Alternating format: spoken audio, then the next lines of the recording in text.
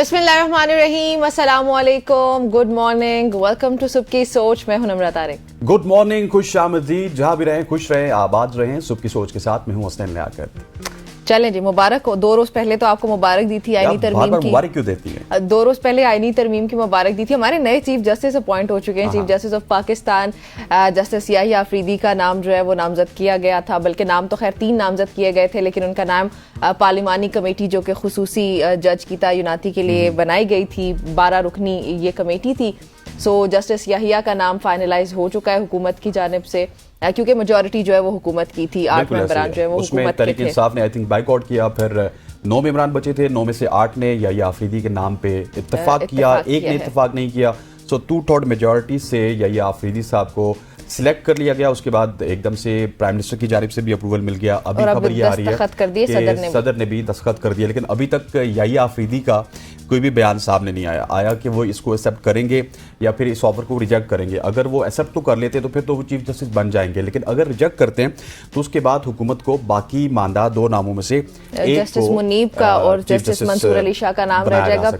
फिर उसके बाद देखेंगे कि हुकूमत क्या करती है। लेकिन आपको क्या लगता है कि जस्टिस याहिया एक्सेप्ट कर लेंगे इसको? देखिए, जो याहिया अफरीदी का कॉन्डक्ट था पिछले जिस भी अदवार में देखें तो वो थोड़ा सा सुप्रीम कोर्ट की पॉलिटिक्स से अलग थे। इसी वजह से उनको यहाँ पे चीफ जस्टिस के तौर पे सामने लाया गया, क्योंकि इनका कॉन्डक्ट भी बड़ा अच्छा है। लेकिन जिस तरह के ये जज हैं, इनसे ये भी उम्मीद की जा सकती है। कल मैं देख रहा था, हामिद खान साहब का बयान भी आया है कि हो सकता है कि वो इस नामजदगी के हवाले से ये कहें जी कि मेरे 2 सीनियर जजेस हैं, तो मैं चाहता हूँ कि पहले उनको बनाया जाए, उसके बाद मुझे मौका दिया जाए।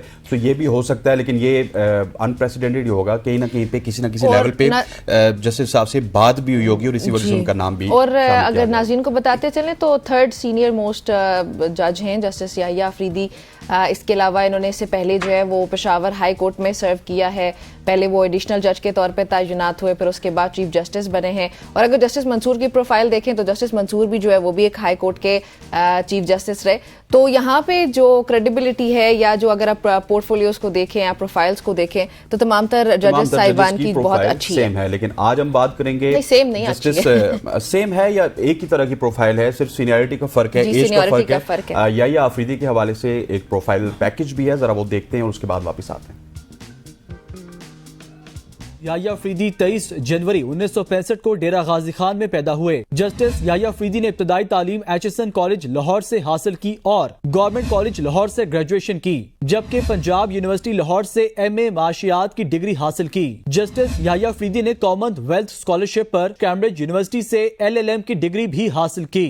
जस्टिस याहिया अफरीदी 1990 में हाई कोर्ट के वकील की हैसियत से प्रैक्टिस शुरू की, जबकि 2004 में सुप्रीम कोर्ट के वकील के तौर पर वकालत का आगाज किया। जस्टिस याहिया अफरीदी ने खैबर पख्तूनख्वा के लिए बतौर असिस्टेंट एडवोकेट जनरल खिदमात भी सर अंजाम दी। जस्टिस याहिया अफरीदी 2010 में पेशावर हाई कोर्ट के एडिशनल जज मुकर्रर हुए, जबकि उनको 15 मार्च 2012 को मुस्तकिल जज मुकर्रर कर दिया गया। 30 दिसंबर 2016 को जस्टिस याहिया अफरीदी ने पेशावर हाई कोर्ट के चीफ जस्टिस के का हल्फ उठाया, जबकि 28 जून 2018 को सुप्रीम कोर्ट ऑफ पाकिस्तान के जज मुकर्रर हुए। जस्टिस याहिया अफरीदी ने आला अदलिया में मुख्तलिफ मुकदमात की समाअत की और कई लार्जर बेंचेस का हिस्सा भी रहे, जिसमें उन्होंने केस से मुतालिक फैसले में अपना इख्तलाफी नोट भी तहरीर किया था। जस्टिस याहिया अफरीदी साबिक वज़ीर आज़म जुल्फ़िकार अली भुट्टो की फांसी के खिलाफ सदारती रेफरेंस पर सुप्रीम कोर्ट के 9 रुकनी लार्जर बेंच का भी हिस्सा रहे। जस्टिस याहिया अफरीदी ने supreme court practice and procedure ordinance 2024 की 3 रुकनी जजेस कमेटी में शामिल होने से माजरत कर ली थी।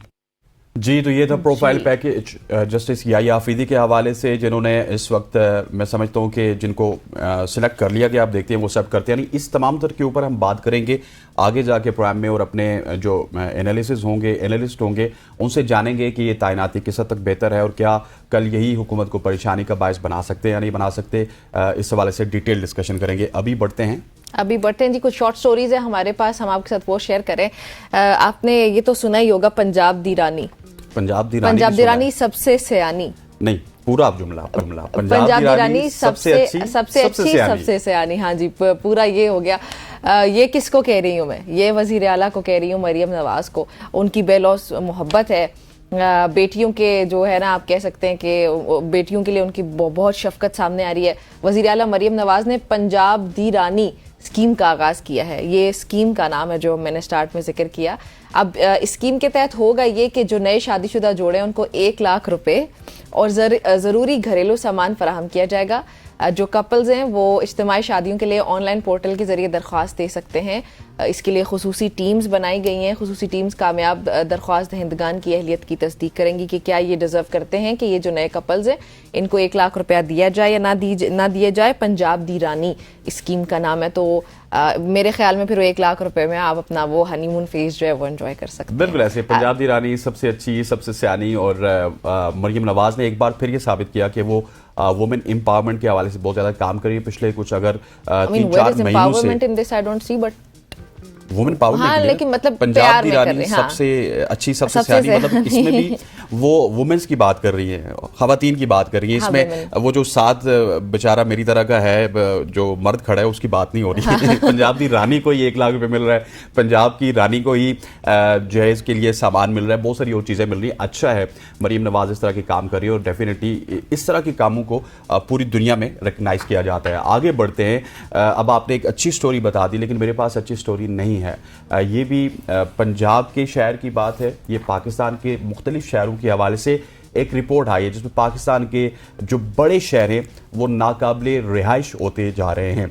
एशियाई तरक्याती बैंक की अगर बात की जाए तो उनका दावा है कि मुल्क में शहरी भीड़ और आलूदगी जैसे मसाइल के सबब शहर अपनी अफादियत खोते जा रहे हैं। और गुज़श्ता 2 दहाइयों के दौरान कराची की अगर बात की जाए तो इब्तदाई तकरीबन उनकी जो आबादी थी उससे अब 2 गुना इनकी आबादी बढ़ चुकी है, जबकि लाहौर की आबादी 138% उसमें इजाफा देखा गया।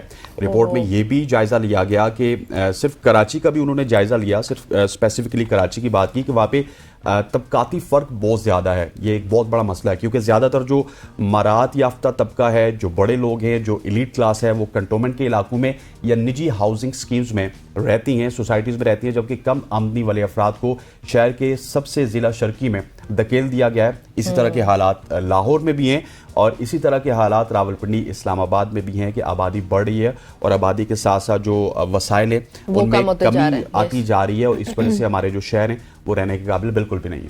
चलें जी, ये आपकी शॉर्ट स्टोरी होगी। उसके अलावा मैं आपको बताती चलूँ एक पाकिस्तानी गोल्ड मेडलिस्ट के हवाले से जो हमारा फ़ख्र बने, रमीज़ इब्राहिम। रमीज़ इब्राहिम के बारे में अगर आपको बताऊं तो हसनैन उन्होंने अमेरिका के शहर लॉस वेगस में वर्ल्ड फिटनेस फेडरेशन के ज़ेर एहतमाम मिस्टर यूनिवर्स 2024 मुकाबले में गोल्ड मेडल हासिल किया है इन्होंने। इसमें ऑस्ट्रेलिया है, भारत है, अमेरिका है, इसके अलावा भी 44 कंट्रीज़ हैं, पार्टिसिपेंट्स हैं, उनसे रमीज़ ने मुकाबला किया। और जो रमीज़ की बेसिकली अगर कैटेगरी के बारे में बात करूं तो ये मेंस फिजिक कैटेगरी है। इसमें उन्होंने प्रो कार्ड भी हासिल किया है बाय द वे। और इससे कबल अगर देखा जाए तो रमीज़ ने 2022 में भी 3 आलमी टाइटल जीते थे और अभी तक वो 3 टाइटल्स जो हैं वो जीत चुके हैं। तो रमीज़ को हमारी तरफ से, सबकी सोच की तरफ से, हमारी टीम की तरफ से, ABN की तरफ से मुबारकबाद भी पेश करते हैं। रमीज़, जिस तरह आपको मुबारक मिल चुकी है, आपको पूरा पाकिस्तान मुबारक दे रहा है। हम देख रहे हैं कि सोशल मीडिया के डिफरेंट प्लेटफॉर्म्स में रमीज़ का नाम चल रहा है और रमीज़ का नाम जब चलता है तो साथ पाकिस्तान का नाम चलता है। आपने लास वेगास में जाके पाकिस्तान का नाम रोशन किया, अमेरिका में पाकिस्तान के झंडे को सर बुलंद किया, तो मेरा ख्याल है कि रमीज़ को मुबारकबाद ऑलरेडी मिल चुकी है। एक बार फिर आपको मुबारकबाद देते हैं।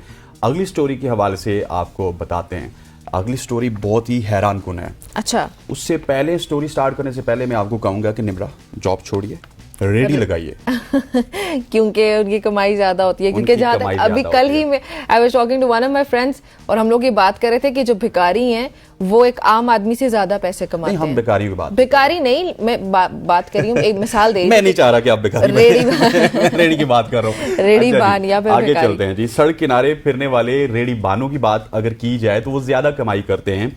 एक नई रिपोर्ट के मुताबिक रेडी बान मुलाजमत करने वाले जितने भी अफराद हैं उनसे ज्यादा कमाई करते हैं। और तहकीक के मुताबिक जो स्ट्रीट वेंडर्स हैं ये मुनासिब औकात और कम खर्च इनके जो हैं उनकी वजह से अखराजात इनके बड़े कम होते हैं और वो ज्यादा कमाई कर रहे हैं, जिससे वो काफ़ी आमदनी हासिल कर लेते हैं। और रेडी बान गलियों, मोहल्लों और देहात में अशिया खुर्दनोश और ज़रूरी खिदमात भी मुहैया करते हैं, जिससे ये लोग मुलाजमत पेशा अफराद से बहुत बेहतर होते हैं, बहुत ज़्यादा उनसे कमाई करते हैं और उसकी निस्बत ज़्यादा खुशहाली से अपनी ज़िंदगी गुजारते हैं। और पाकिस्तान में इस Good तरह है। की बहुत सारी मिसालें हैं जहाँ पे रेडीबान ज़्यादा कमाई करने के साथ साथ, ये आपको एक मिसाल दे देता हूँ, हाँ। सेवर जिसको आप इतना बड़ा ब्रांड कहती हैं, ये रेडी से स्टार्ट हुआ था।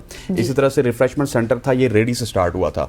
करते करते करते करते वो कहाँ पे पहुंच गए। तो वो जो अपना बिजनेस होता है, चाहे आप छोटे लेवल पे भी स्टार्ट करें, अखराजात कम है आपके ना, पास एक सबसे बड़ा हाँ, फैक्टर ये आपके भी पास है। अगर टेस्ट है ना, तो कस्टमर इतना ज्यादा आ जाता है, एक देख से दूसरी देख, दूसरी देख से तीसरी, तीसरी से चौथी, और फिर करते करते अल्टीमेटली आपको ये लगता है कि आप मुझे होटल बनाना चाहिए, और फिर वो चेन्स हमें बढ़ती हुई आगे दिखी हैं। सो इसी वजह से उसमें मेरे ख्याल बरकत भी है। बेशक ऐसे ही है। अच्छा खैर, आगे आपको लिए चलते हैं मिस्र की हस्तैन एक तारीखी कामयाबी के बारे में हम अभी बात करने लगे हैं। वो तारीखी कामयाबी क्या है जी कि मलेरिया से पाक आलमी इदारा सेहत की सर्टिफिकेशन, यानी कि WHO की तरफ से, वर्ल्ड हेल्थ ऑर्गेनाइजेशन, मिस्र को 20 अक्टूबर 2024 को आलमी इदारा सेहत की जानिब से बाज़ाब्ता तौर पर मलेरिया से पाक करार दे दिया गया। आप देखें, अगर पाकिस्तान की बात करें तो हमारे यहाँ मलेरिया के केसेस अक्सर रिपोर्ट होते हैं, लेकिन बड़ी अच्छी बात है किसी मुल्क के लिए कि जहाँ पे वो मलेरिया फ्री कंट्री उसको डिक्लेयर कर दिया गया। WHO ने यह भी बताया कि ये तारीखी कामयाबी जो वहाँ की गवर्नमेंट है, जो उनकी आवाम है, उनकी तकरीबन उन्होंने 1 सदी यानी कि 100 साल की कोशिशें की हैं, और फिर उसके बदले में जाके आज वो मलेरिया फ्री कंट्री बने। तो मलेरिया से पाक होने का जो है, उन्होंने कहा कि ये मतलब इन्फ्लुएंस जो है या फिर इसका जो क्रेडिट है वो हुकूमत को दिया जाता है, वहाँ की आवाम को दिया जाता है। और ये बड़ी अच्छी बात है कि जिस तरह से यहाँ पे कोई कंट्री इस तरह हो जाए तो बिल्कुल ऐसे है। और इसमें हमें सोचना चाहिए, हमें समझना चाहिए कि किस तरह से मिस्र ने इसके ऊपर कंट्रोल किया है। और मिस्र के कंट्रोल करने की तस्दीक ना सिर्फ मिस्र ने की, बल्कि WHO की जानिब से भी इसकी तस्दीक सामने आई है, और मिस्र अब मलेरिया फ्री हो चुका है। पाकिस्तान को भी देखना चाहिए, ना सिर्फ पाकिस्तान को बल्कि दुनिया के जो दूसरे ममालिक हैं उनको भी मिस्र की तरफ देखना चाहिए, और मिस्र की तरफ देख के सबक सीखना चाहिए कि किस तरह से मिस्र ने इन तमाम तर चीज़ों से छुटकारा पाया। आगे बढ़ते हैं। एक तो मैंने आपको बताया था कि आपको रेडी लगानी चाहिए, मुझे भी रेडी लगानी चाहिए जिस तरह की रिपोर्ट्स आ रही है। अब एक और बड़ी एक क्या कहते होते हैं, दिल को बा लेने वाली उन लोगों के लिए जिन्होंने तालीम हासिल नहीं की, उनके लिए ये है कि तालीमी डिग्रियाँ हासिल करना कोई ज़्यादा, आप अगर डिग्री हासिल कर लेंगे तो ये चीज़ की ज़मानत नहीं है कि आप कामयाब होंगे। क्या तालीमी डिग्रियाँ वाकई फजूल हैं? ये किसका कहना है? ये मेरा नहीं कहना, निम्रा का नहीं कहना, ये इस दुनिया के अमीर तरीन शख्स एलन मस्क ने कहा है कि कॉलेज की तालीम को ओवर रेटेड उन्होंने करार दिया। उनके मुताबिक कामयाबी का इन्हिसार 4 साल डिग्री हासिल करने पर नहीं है, बल्कि इंसान की ज़िंदगी में प्रैक्टिकल स्किल्स और तजर्बा रवायती तालीमी तरीके की निस्बत से ज़्यादा अहम है। बात तो वो ठीक कर रहे हैं कि स्किल्स भी होनी चाहिए, तजर्बा भी होना चाहिए, और डिग्री भी होनी चाहिए। अब एलन मस्क ने अगर ये बात कही है तो उसका मतलब ये हरगिज नहीं है कि डिग्री के लिए इंसान अपने पास बड़ी डिग्रीज होंगी। हाँ, तो डिग्री भी होनी चाहिए। यहाँ पे कहने का मकसद ये है कि हम लोग अक्सर सिर्फ डिग्रीज के पीछे भागते हैं, स्किल्स नहीं सीखते, तो वहाँ पे हम पाकिस्तानी खास तौर पे मार खा जाते हैं। तो पढ़ाई में, और जाहिर है जब आपको चीज़ की नॉलेज ही नहीं है तो फिर आप क्या स्किल हासिल करेंगे? तो आपको हर चीज़ पे बैलेंस रखना बड़ा जरूरी है, मेरा ये मानना है। और एलन मस्क के हवाले से बात करूँ या फिर बिल गेट्स के हवाले से बात करूँ, ये सारे ड्रॉप आउट्स हैं, मतलब यूनिवर्सिटी से, कॉलेजेस से किसी ज़माने में ड्रॉप आउट्स हुए हैं, लेकिन उसके बाद कामयाब हो गए, बिलियनियर्स बन गए। वो ये बात कर सकते हैं, लेकिन ये हर केस पे अप्लाई नहीं होता। हाँ, एक बात वो ठीक कहते हैं कि स्किल्स ज़रूरी हैं, स्किल्स आपको होनी चाहिए, चाहे IT की बात की जाए, चाहे ज़िंदगी गुजारने की स्किल्स हैं, या फिर छोटे छोटे काम्स की स्किल्स आप उसके ऊपर उबूर हासिल कर लें तो बेहतर होता है। लेकिन ये है कि डिग्रीज भी आपके पास होनी चाहिए। अगर डिग्रीज नहीं होंगी तो मामलात आपके आगे नहीं बढ़ेंगे। बिल्कुल ऐसा ही है। चले, ये हमारी आज स्टोरीज थी, और यहाँ पे हम शामिल करने लगे हैं एक ब्रेक। आपने हमारे साथ ही रहना है।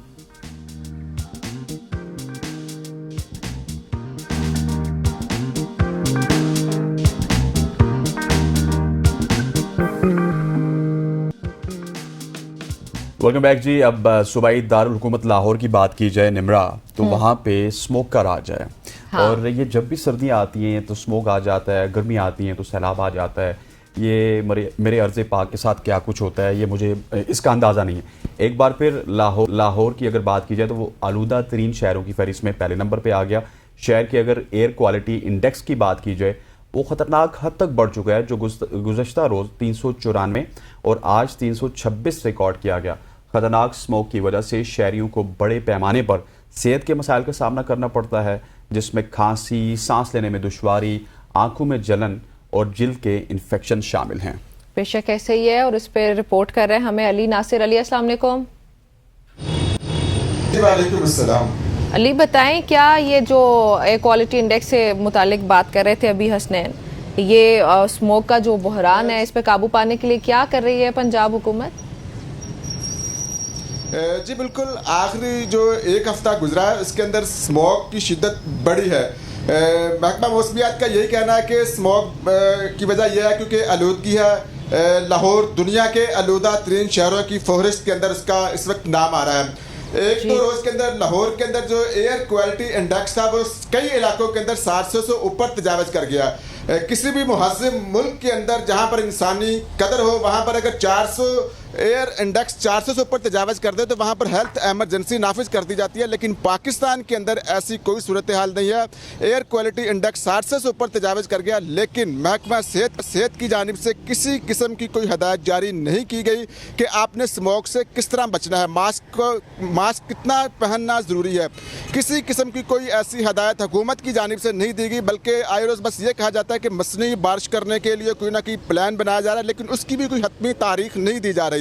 अस्पतालों के अंदर इस स्मोक की वजह से मरीजों की तादाद बढ़ गई है, खासतौर पर जो दमे के मरीज हैं, चेस्ट इन्फेक्शन, सांस की बीमारी और खांसी, मुहलक किस्म की जो खांसी है उसकी वजह से मरीजों की तादाद में इजाफा हुआ है। और मैं आपको ये बताऊं कि ज़राए ये बताते हैं कि इस वजह से कई अमवात भी हो चुकी हैं, लेकिन हुकूमत इस चीज़ के ऊपर भी पर्दा डाल रही है। बहल हुकूमत की जानिब से कोई आपको एसओपीज़ नहीं दिए गए कि अगर घर से आप बाहर निकलेंगे बच्चों को किस तरह लेकर जाना है, बच्चों के लिए ऐसे स्मोक में ख़ास तौर पर बाहर निकलना कितना ख़तरनाक हो सकता है। अगर कोई शहरी घर से बाहर निकल रहा है तो मास्क पहनना कितना ज़रूरी है, मास्क नहीं पहनेंगे तो कितने नुकसान हो सकते हैं स्मोक की वजह से। हुकूमत की जानिब से कोई ऐसी आवाम को इंस्ट्रक्शन नहीं दी जा रही, बस आए रोज़ यही कहा जा रहा है कि मसनूई बारिश की जाएगी और मसनूई बारिश करने की भी कोई डेडलाइन नहीं दी जा रही। अच्छा अली, मुझे ये बताइएगा कि ये मसनूई बारिश के हवाले से कि मसनूई बारिश ही क्या इसका हल है, और दूसरा मुझे ये बताइए कि मसनूई बारिश प्लान कर ली गई है, कब तक होगी, या फिर अभी तक सिर्फ डेडलाइंस ही आ रही हैं? जी बिल्कुल, हुकूमत की जाने से सिर्फ ये अनाउंसमेंट हुई है कि स्मॉग इस बारी पिछले साल की निस्बत ज़्यादा होगा, इसलिए हम कोशिश करेंगे मसनूई बारिश से ही इस पर काबू पाया जा सके, लेकिन कोई हतमी तारीख नहीं दी गई। और वाज़ेह रहे कि पिछले साल भी मसनूई बारिश की गई थी, वो भी लाहौर के चंद इलाकों के अंदर, इसके बावजूद स्मॉग पर कोई काबू नहीं पाया गया था। डॉक्टर्स ये बताते हैं कि मसनूई बारिश इसका हल नहीं है, बल्कि ये हुकूमत को चाहिए कि कोई SOPs बनाए कि जब एयर क्वालिटी इंडेक्स 400 से ऊपर तजावज़ कर जाए तो शहरियों को घर से बाहर निकलते वक्त क्या क्या एहतियाती तदाबीर करनी चाहिए, मास्क पहनना कितना ज़रूरी है। अगर वो घर से बाहर निकलेंगे ऐसी सूरत हाल में तो उनको किसी ना कोई ऐसा SOPs बनाए कि उनको सज़ा दी जा सके, ताकि लोग अपने आप को रिकवर करें। अगर मास्क ना पहने तो तब सज़ा दें, क्योंकि ये स्मोक को कम करने का सिर्फ यही तरीका कार है। क्योंकि जो ऑलरेडी दमे के मरीज़ हैं, इस स्मोक की वजह से उनका मरज़ ज़्यादा शिद्दत अख्तियार करके अस्पतालों के अंदर मरीज़ों की तादाद बढ़ गई है। बच्चे चेस्ट इन्फेक्शन का शिकार हो रहे हैं, गले की बीमारियों का शिकार हो रहे हैं, दमे जैसी मर्ज जो है वो अस्पतालों के अंदर इस मरीजों की तादाद में इजाफा हुआ है। बाल हुकूमत ने इस हवाले से कोई अपडेट नहीं दी, सिर्फ ये बताया कि मसनूई बारिश की जाएगी। पिछले साल भी मसनूई बारिश हुई थी और इस साल भी अभी तक कोई हतमी तारीख नहीं दी गई। लेकिन अली, अभी तक पंजाब हुकूमत इस बारे में नहीं सोच रही कि जो फसलों की जो बाकियात हैं उनको जलाया जाता है बड़े पैमाने पे, फिर सनती अखराज है, यही वजूहात है ना वहाँ पे आलूदगी की, तो ये हुकूमत इनके लिए कुछ भी नहीं कर रही है? जी बिल्कुल, हुकूमत ने सिर्फ अभी अनाउंसमेंट किया है कि जो गाड़ियां धुआं छोड़ रही हैं, जो फैक्ट्रियां धुआं छोड़ रही हैं, अगर किसी फसलों को आग लगाई जा रही है, अगर वो हुकूमत उसको देखेगी तो अगर पकड़े गए तो उसको जुर्माना किया जाएगा। हुकूमत 5 से 10 दिन के अल्टीमेटम देगी, अगर नहीं वो काबू में आएंगे तो हुकूमत उसको जुर्माना करेगी। बस इस किस्म के SOPs तो पिछले 2 सालों से होते हुए दिखाई दे रहे हैं। लेकिन मेन चीज़ यह है कि शहरी जब घर से बाहर निकलेंगे तो उनको क्या एहतियात करनी चाहिए स्मोक से बचने के लिए, वो SOPs दिए जाने चाहिए। स्मोक कितना खतरनाक है इंसानी सेहत के लिए ये बताया जाना चाहिए, इसके क्या क्या साइड इफेक्ट हो सकते हैं आवाम को ये बताया जाना चाहिए। इसके ऊपर बाकायदा एक कैंपेन चलाई जानी चाहिए कि ये खासतौर पर नवंबर और दिसंबर का जो महीना है, स्मोक आपकी सेहत के लिए कितना नुकसानदेह है, ये आवाम को जब तक अवेयरनेस नहीं दी जाएगी अवाम। अच्छा अली, क्या ये समझते नहीं है कि आवाम को तो ठीक है ये अवेयरनेस चाहिए, लेकिन क्या पंजाब गवर्नमेंट को उन चीज़ों को कंट्रोल करने की ज़रूरत नहीं है जिनकी वजह से स्मोक बनती है? जिस तरह आपने फसलों की बात की निमरा ने, उसके अलावा अगर बात की जाए फैक्ट्रीज की जो स्मोक क्रिएट करती हैं, उनको SOPs के तहत भी कंट्रोल करना चाहिए ना। आवाम तो हर चीज़ पे हम आवाम को मेरा ख्याल नहीं कंट्रोल कर सकते, आवाम का स्पेक्ट्रम थोड़ा ज़्यादा होता है। जी बिल्कुल, आपने बड़ा अच्छा सवाल किया है कि दूसरी जो धुआं छोड़ने वाली गाड़ियां या फैक्ट्रियां उनको भी कंट्रोल करना चाहिए, लेकिन उसके लिए एक प्रॉपर SOPs बाकायदा होने चाहिए, क्योंकि वहां पर लोगों का रोज़गार व्यवस्था है। आप पहले से ही कोई ऐसा सिस्टम बनाएं, मैकेनिज़्म बनाएं कि वो उनका रोज़गार भी मुतासिर ना हो और वो सिस्टम भी चलता रहे और साथ साथ आवाम को भी अवेयरनेस मिलती रहे। लेकिन हुकूमत की जानिब से अनाउंसमेंट तो की जाती है, लेकिन धुआं छोड़ने वाली फैक्ट्री पूरा साल चल रही हैं, गाड़ियां छोड़ने वाली गाड़ियां धुआं जो छोड़ रही हैं वो भी रोड के ऊपर मौजूद है। सिर्फ 1-2 महीने के अंदर अनाउंसमेंट कर दी जाती है, लेकिन जब पूरा साल गुजरता है वहां पर कोई SOPs नहीं बनाए जाते, जिसकी वजह से ये प्रॉब्लम तब क्रिएट की जाती है। लेकिन आवाम के लिए अवेयरनेस बहुत जरूरी है। डॉक्टर्स ये बताते हैं कि जब तक आप लोगों को नहीं बताओगे कि स्मोक कितना खतरनाक है, उस वक्त तक इस पर आप काबू नहीं पा सकते। और जी अली, आप बिल्कुल ठीक कह रहे हैं कि अवेयरनेस बहुत ज्यादा जरूरी है, लेकिन आपने जो बात की थी ना मसनूई बारिश की, उसके हवाले से आप कह रहे थे कि हुकूमत ने अभी तक ऐलानात कर दिए, पंजाब हुकूमत ने, कि मसनूई बारिश से ही इसको कंट्रोल किया जाएगा। तो क्या आप हमें रिपोर्ट कर सकते हैं कि कितना मसनूई बारिश के हर मरहले में कितनी लागत आएगी, कितने फंड्स इसके लिए मुख्तस किए गए अभी तक?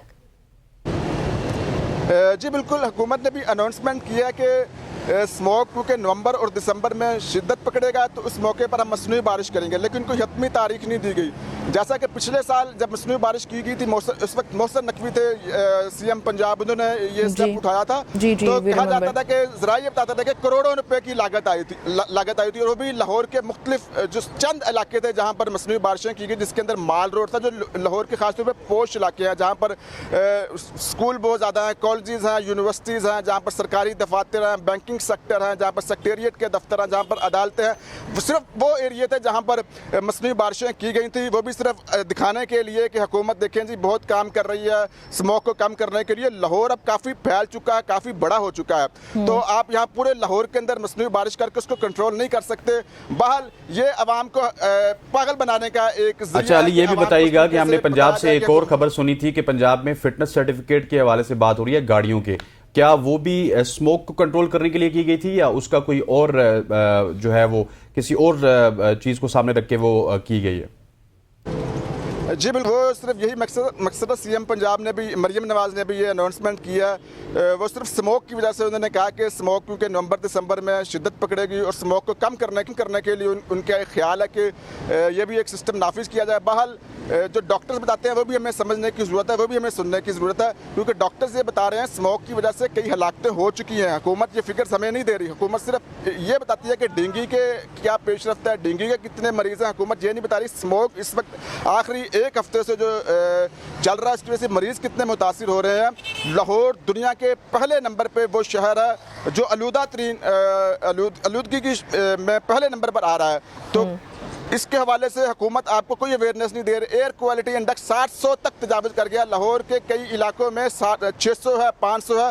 जैसा कि मैंने आपको पहले भी बताया कि जब एयर क्वालिटी इंडेक्स 400 से ऊपर तजावज़ कर जाए तो हेल्थ एमरजेंसी नाफिज कर दी जाती है। हेल्थ एमरजेंसी का मतलब यह है कि शहरी अगर ठीक हो गया अली, बहुत बहुत शुक्रिया, thank you so much for joining us. ख़वातीन वज़ात अली नासिर हमारे साथ मौजूद लाहौर चेयरिंग क्रॉस से, जो कि हमें एयर क्वालिटी इंडेक्स के हवाले से बता रहे थे और स्मोक के हवाले से बता रहे थे। यहाँ पर वक्त हुआ चाहता है एक शॉर्ट सी कमर्शियल ब्रेक का, ब्रेक लेते हैं, वापस आते हैं, स्टे विद अस।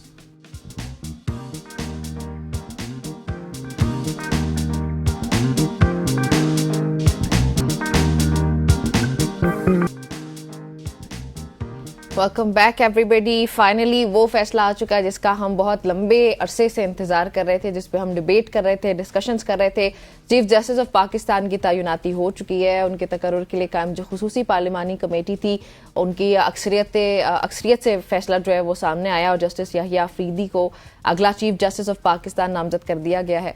अब ये जो खुसूसी पार्लिमानी कमेटी है इन्होंने जस्टिस याहिया अफरीदी का नाम बतौर चीफ जस्टिस ऑफ पाकिस्तान पहले तो वजीर आजम को अरसाल किया था, फिर उसके बाद सदर ने भी उस पर दस्तखत कर दिए, विच मीन्स कि अब वो चीफ जस्टिस ऑफ पाकिस्तान बन चुके हैं। 26 से ही is going to be in action. तो पाकिस्तान तहरीक इंसाफ की अगर यहाँ पे बात की जाए तो वो चीफ जस्टिस के तकर्रुर के लिए कायम करदा जो पार्लिमानी कमेटी का कल रात इजलास हुआ उसका उन्होंने बॉयकॉट किया है। फिर उसके बाद इजलास में वो शरीक नहीं हुए और उन्होंने कहा कि ये हमारा हतमी फैसला है। और जो इस पर राना सनाउल्लाह हैं वो ये कहते हैं कि उनकी ज़ाती राय में जस्टिस याहिया अफरीदी को चीफ जस्टिस बनना चाहिए था और वो उसी के मुताबिक जो है वो बहुत से अगर उनके फैसलों को देखा जाए तो वो हमेशा गैर जानिबदार रहे। अब पाकिस्तान तहरीक इंसाफ के चेयरमैन क्या कहते हैं, उनका हमारे पास एक शॉट है, पहले वो आपको सुनवाते हैं। पॉलिटिकल कमेटी ने फैसला किया है, और पॉलिटिकल कमेटी फैसला का मतलब है पार्टी का फैसला।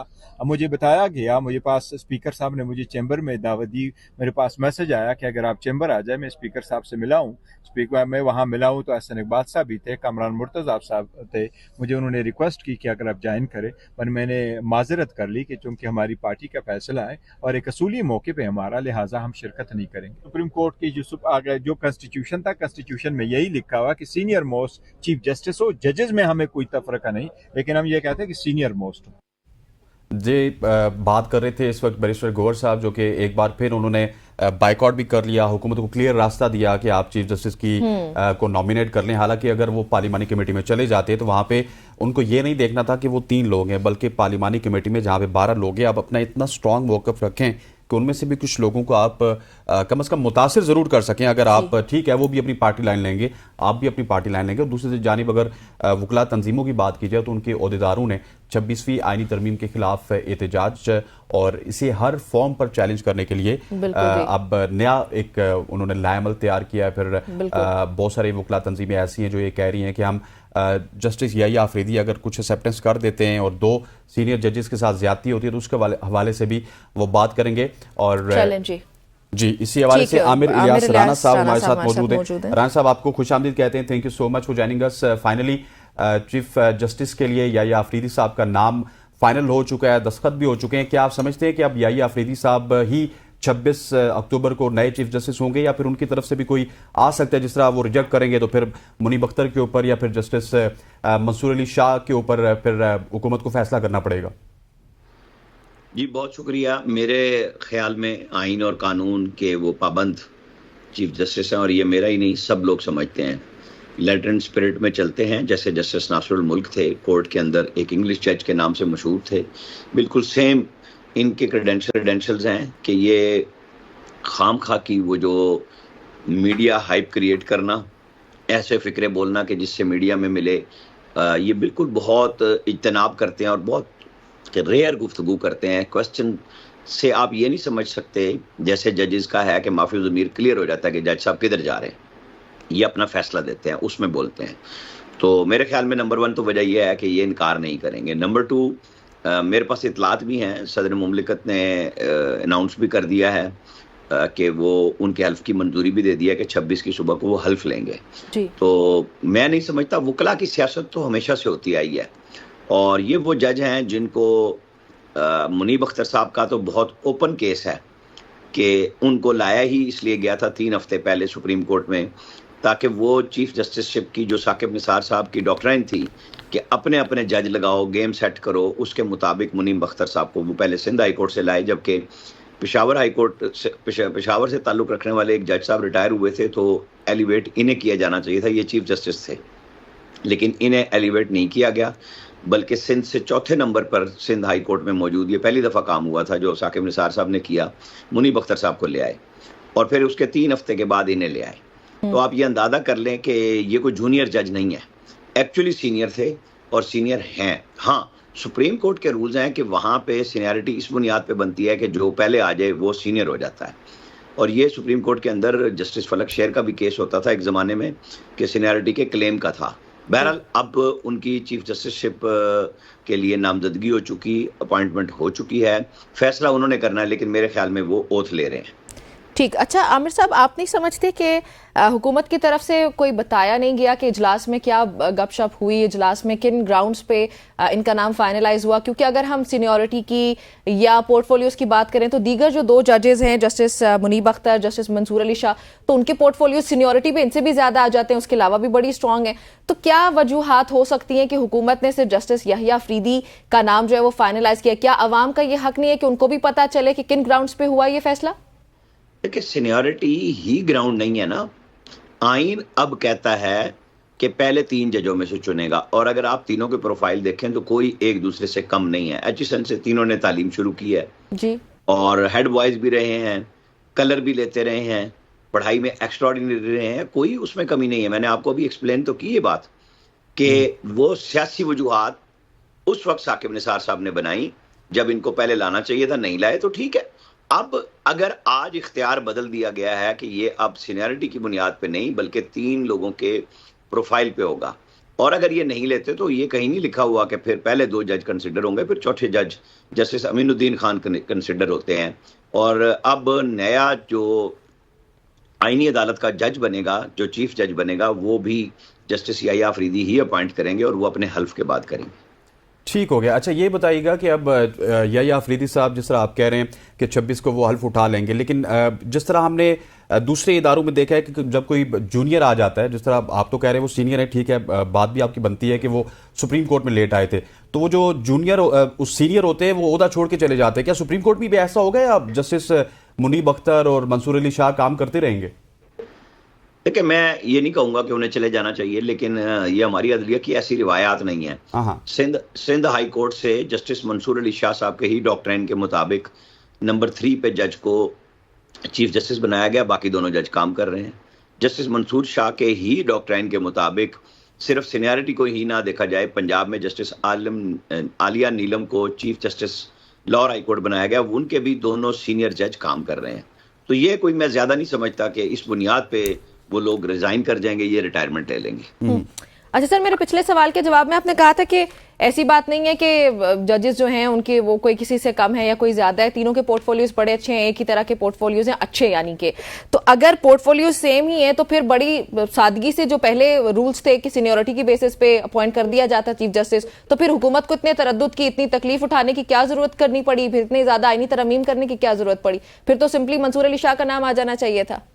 अगर अदलिया सियासत ना करती तो शायद गवर्नमेंट भी सियासत ना करती। अच्छा। हमारी अदलिया हमेशा एस्टेब्लिशमेंट के साथ खेलती रही और अब गुज़श्ता 2 साल से अदलिया अपनी मर्जी से फैसले कर रही है। और अगर वो मर्जी से सिर्फ इंसाफ फराम कर रहे होते तो मैं सबसे पहले खड़ा होता कि बिल्कुल दुरुस्त बात है, लेकिन ये एक ही पार्टी के लिए इंसाफ की फरामी का काम जारी था, जो 187 में लिखा गया कि हमने मुकम्मल इंसाफ दिया है। तो सर अब अदलिया क्रेडिबल हो गई है? 1 मिनट, आपके ज़हन में जो भी चीजें हो मुझे अपनी बात कर लेने दें। जी जी जरूर। जब उन्होंने अतहर मिनल्ला साहब ने कहा, जब ये फुल कोर्ट बैठी हुई थी, कि 2018 में मुस्लिम लीग नून के साथ भी यही कुछ हुआ था जो आज पीटीआई फेस कर रही है, तो ख्याल ये था कि फिर इंसाफ अगर फराम हो रहा है और 187 लगने जा रहा है तो फिर ये 2018 के इलेक्शन को भी खोल लेते, 24 को भी खोलते और इंसाफ के लिए सबको, उस वक्त के आर्मी चीफ, उस वक्त के चीफ जस्टिस, सबको लाइन हाजिर करते, अपनी कमेटी में बुला लेते, अदालत में ना भी बुलाते कि जनाब बताएं ये क्या क्या हरकतें की आपने। तो फिर जब जिस तरह उस वक्त 63A रीराइट करके हमजा शहबाज को निकाला गया और 20 MPs जिन्होंने वोट दे दिए हुए थे पीटीआई के मुनर्रिफीन, जिनकी सजा ये थी कि उन्हें नाअहल करार दिया जाता, तो फैसला दिया गया कि उनके वोट भी नहीं गिनेंगे और नाअहल भी करेंगे। तो ये सहूलतकारी होती रही। ये चीजें देखते हुए फिर आइए, पार्लियामेंट का इख्तियार है कि वो आइन में रद्दोबदल करे, अगर उनके पास अक्सरियत है तो उन्होंने कर दिया। अब ठीक या गलत ये अब हम जांचेंगे। मेरे हिसाब किताब में याह्या अफरीदी साहब जब सियासत नहीं कर रहे होंगे और वो सिर्फ इंसाफ की फरामी और कानून के मुताबिक कर रहे होंगे, आइन के मुताबिक, तो मेरा ख्याल है अदलिया धीरे धीरे बेहतर हो जाएगी। अच्छा राना साहब, इस वक्त अगर बात कीजिए, एस्टैब्लिशमेंट होगी, गवर्नमेंट होगी, ये एक पेज पे नजर आते हैं। इसी वजह से हमने देखा कि 8-1 से जज भी इलेक्ट हो गए, चीफ जस्टिस भी आ जाएंगे, लेकिन जब ये एक पेज पे नहीं होंगे तो आपको पता है गवर्नमेंट को दूसरे इत्तेहादियों को मनाना बहुत मुश्किल हो जाएगा। तो यहाँ से आपको गवर्नमेंट स्ट्रेंथन होती नजर आ रही है या एस्टैब्लिशमेंट स्ट्रेंथन होती हुई नजर आ रही है? मैं समझता हूं कि हमारे तमाम इदारों को मजबूत होना चाहिए, पार्टीबाजी से दूर होना चाहिए। इस्टेब्लिशमेंट हो, अदलिया हो, मुकन्नना हो, इंतजामिया हो, सबको एक एक कदम पीछे हटना चाहिए। मेरी तवक्को होगी कि याह्या अफरीदी साहब जब हलफ ले लेंगे तो वो इस तरफ कदम बढ़ाएंगे कि बेंचेस की तश्कील में पार्टीबाजी नहीं होगी, हम ख्याली नहीं होगी। ये बेंचेस में बैठते थे और कोई अंदाज़ा नहीं कर सकता था कि ये किस तरफ जाएंगे, और वो फैसला उस तरह ही देते थे जैसे आइन और कानून कहता था। तो तवक्को रखनी चाहिए। हम तवक्को पे चल रहे हैं ना, उम्मीद पे दुनिया कायम है। तो पाकिस्तान तो सारा इसी दाव पे चल रहा है। यहाँ पे कौन सा कोई काम सीधा हमने होता देखा है कि हम अभी एक जज साहब बैठे नहीं हैं उसके ऊपर शुरू कर दें, लेकिन उनके कंडक्ट को तो जरूर देखेंगे। मंसूर अली शाह साहब बेहतरीन जज हैं, कोई मसला नहीं है, लेकिन इस मखसूस नशिस्तों पे उनके लिए ये बात बड़ी क्लियर है कि उनके जहन में ये बात बिठाई गई, उनके साथी जजेस ने, जिनके बारे में तबसरे हो रहे हैं कि जनाब ये तो कादी फायदी से एक्सटेंशन ले जाएंगे अगर आपने मखसूस नशिस्तें इनको दे दी। तो बस वहां से जब बदला माइंड उनका, तो आज ये बात सामने आ गई है सामने कि फिर किस तरह फिर सब लोग बदल गए। ठीक। अच्छा सर, मेरा जो सवाल था अदलिया से मुतालिक कि क्या अब अदलिया आज़ाद हो चुकी है, क्या अब अदलिया ज़्यादा बेहतर परफॉर्म करेंगी? क्योंकि अगर देखा जाए तो अक्सरियत की बेसिस पर जब जाके चीफ जस्टिस अपॉइंट होने लगेंगे तो आपको नहीं लगता कि जजेस अपने काम मतलब उससे पहले वो हुकूमत को खुश करने की कोशिश में होंगे? उनके जहन में हमेशा होगा कि कहीं हुकूमत हमसे नाराज ना हो जाए ताकि हमारे चीफ जस्टिस बनने के चांसेस कम ना हो जाए। तो ये मजीद मसले वाली बात नहीं लगती आपको? ये सोशल मीडिया का तूफान है जो आपके जहन में मौजूद है। अच्छा। यहाँ आर्मी चीफ्स के बारे में क्या क्या नहीं कहा गया। भुट्टो को फांसी किसने दी थी? 7वें नंबर के कोर कमांडर थे जनरल जियाउल हक मुल्तान के, उन्होंने दी ना फांसी, हैंड पिक्ड थे ना। नवाज शरीफ साहब को किस किस आर्मी चीफ ने निकाला जिसको लगाया था? तो ये बात बड़ी अजीबोगरीब है कि आप सोचते हैं इंसान कुछ सोचता है। मेरे हिसाब में यहाँ पे जस्टिस याह्या अफरीदी किसी के जज नहीं होंगे, वो पाकिस्तान सुप्रीम कोर्ट के जज होंगे, चीफ जस्टिस होंगे और वो फैसले दुरुस्त करेंगे। अच्छा राना साहब, ये भी हो सकता है ना कि पहले हमने देखा है कि बड़े पॉपुलर फैसले आते थे, जो फैसले आवाम को पसंद हैं, सोशल मीडिया को पसंद है, उस तरह के फैसले आते थे। अब ये भी हो सकता है कि कानून के मुताबिक, आइन के मुताबिक फैसले आए। मेरे हिसाब में जब आईनी बेंच बनेंगे वो जिसको हम ज्यादा देखते हैं वो अलग चलेंगे और चीफ जस्टिस याह्या अफरीदी कानून के मुताबिक चलेंगे तो आप और हम सुबह सुबह इनकी अदालत में कम से कम सुर्खियां नहीं ढूंढेंगे कि बेंचेस की तश्कील इस तरह होगी कि फैसले हो रहे होंगे, काम हो रहा होगा। ये नहीं हो रहा होगा कि जनाब हाँ जी बस ठीक है, पहला घंटा हमारा था, दूसरा घंटा दूसरे बेंच का होगा। वहां तो प्लान करके सारे बेंच बैठते थे, काम करते थे। याह्या अफरीदी साहब चूंकि खुद डिफरेंट हैं तो उम्मीद है कि वो बेहतर अंदाज से इस काम को चलाएंगे। और एक छोटा सा मुझे और भी क्लैरिफाई कीजिएगा आईनी बेंच के हवाले से जो आपने बात की। राना साहब, आईनी बेंच की जो मुद्दत है उसके हवाले से कोई क्लैरिफिकेशन नहीं है। आईनी बेंच किसी भी वक्त फारिग हो सकता है, तो अगर वो गवर्नमेंट के खिलाफ जाएगा तो वो फारिग हो जाएगा। मुझे थोड़ा क्लियर कीजिएगा। ये देखें, अभी ना ये बहुत सारी चीजें आ रही हैं, हम और आप भी देख रहे हैं। आपको तो अभी तो ये भी नहीं क्लियर लोगों को कि जी अगर एक तीसरे नंबर के जज को आज चीफ जस्टिस बना दिया गया है, पूरा मीडिया भरा पड़ा है, सोशल मीडिया, जिसके ऊपर यह है कि फिर जस्टिस मुनीब अख्तर और मंसूर अली शाह कंसिडर होंगे, जबकि ऐसा नहीं है। वो फिर जस्टिस अमीनुद्दीन की तरफ जाएंगे। ये 3 कंसिडर हो चुके। अब अगर इनमें से याह्या अफरीदी साहब बिलफर्ज जो आप लोग सोच रहे हैं और जो सवालात आ रहे हैं वो नहीं मानते तो फिर अगला सवाल आएगा। वो आता है जैसे मखसूस नशिस्तें खवातीन की जनरल मुशर्रफ ने दी थी, तो उन्होंने आइन के अंदर ये कहीं नहीं लिखा था कि जब सीटें कोई खातून कोई अकलियत फौत हो जाए और लिस्ट एग्जॉस्ट हो जाए उस पार्टी की तो कोई नया आएगा। फिर आइनी तरमीम ही हुई थी। काम किया गया है और मेरे हिसाब में मुकम्मल आइनी पैकेज की तैयारी गवर्नमेंट ने अभी तक नहीं छोड़ी है, उसके लिए काम जारी है। और अब आपको बता दूं कि मखसूस नशिस्तें भी इन्हें ही मिलेंगी जिनको पहले मिल चुकी थी और सस्पेंड कर दी गई थी सुप्रीम कोर्ट के फैसले के बाद। तो फिर आपको और भी तब्दीलियां नजर आएंगी। मैं इसी पे आने लगी थी कि जो जस्टिस काजी फाइज ईसा का और जस्टिस जमाल खान मंदोखेल का जो इख्तिलाफी नोट कल सामने आया है मखसूस नशिस्तों पर, इस पे आपकी क्या राय है?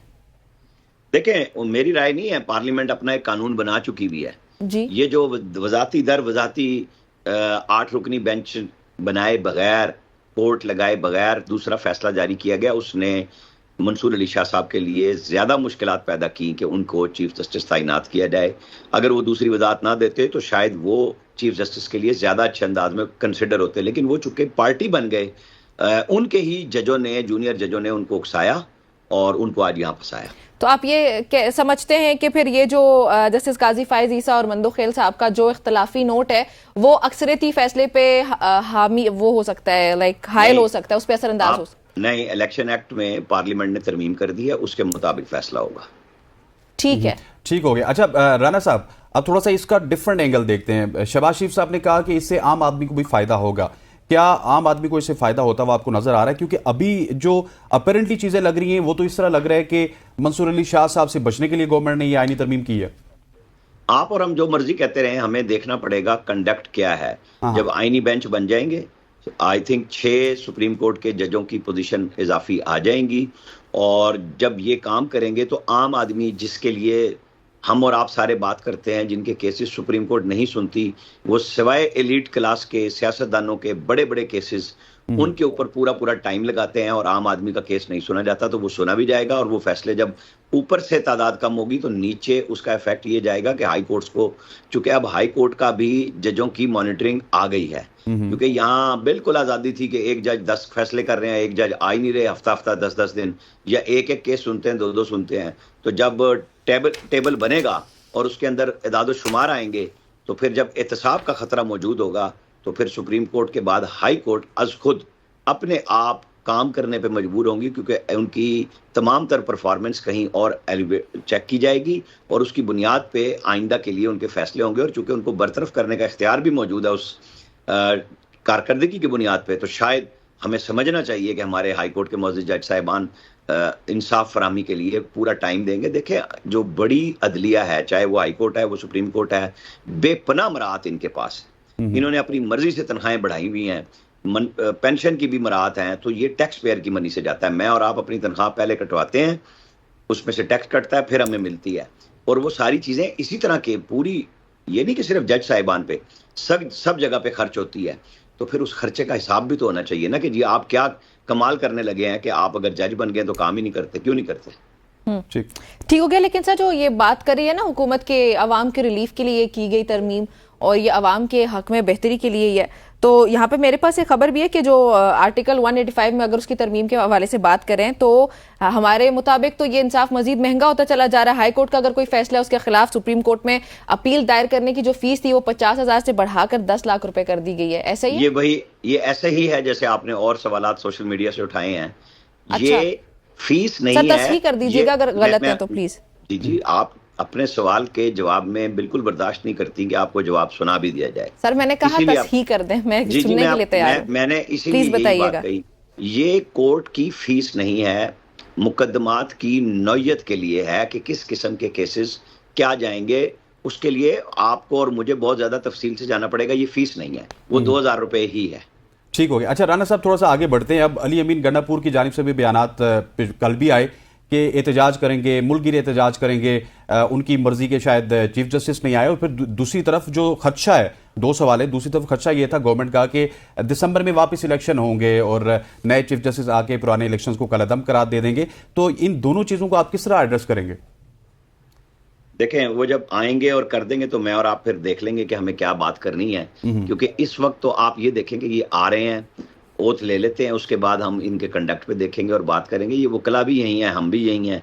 पहले जब वकला की कहानी हुई थी तो उसके पीछे उस वक्त के ISI चीफ थे, और वो जो चीफ को जो एतजाज हसन साहब ने चूरन पूरी कौम को लगाया था कि अदलिया होगी माँ के जैसी, और इन सब ने अपने अपने जज भर्ती करा लिए अपने अपने चैम्बरों के, और आज सारे के सारे पवित्र बन के हमें फिर हीरो बन के आ रहे हैं।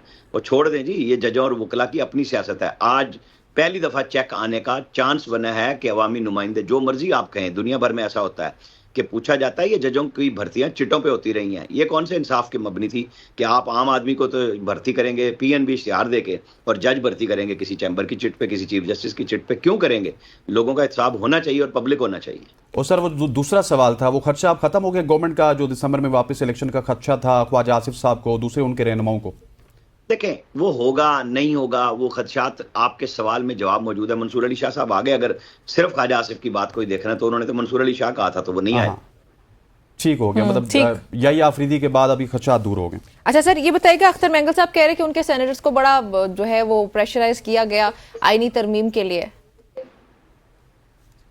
अख्तर मेंगल साहब के सेनेटर ने उनके साथ एक प्रेस कॉन्फ्रेंस की, अपने घर पे जाके दूसरा बयान जारी कर दिया जी। ये इससे पोल है और कुछ न पोल है। ये पाकिस्तान की सियासत है, ये इस तरह ही चलती है। लीडर्स सौदा कर जाए तो ठीक है, सेनेटर सौदा कर जाए, दोनों वो पार्लिमानी लीडर भी खुद ही थे, उन्होंने आपस में तय कर लिया। ये जो है ना, बलोचिस्तान की सियासत ओवरऑल सिस्टम के साथ चलती है और सिस्टम ने अपना फैसला किया है। आमिर साहब, thank you so much for joining us. Aamir Ilyas Rana साहब हमारे साथ मौजूद थे, जो मुल्क की सियासत के ऊपर, स्पेशली 26वीं आईनी तरमीम के ऊपर बात कर रहे थे, चीफ जस्टिस की अपॉइंटमेंट के ऊपर। उनके व्यूज आपने सुने। यहाँ पर वक्त हुआ चाहता है एक शॉर्ट सी कमर्शियल ब्रेक का, ब्रेक लेते हैं, वापस आते हैं। स्टे विद अस।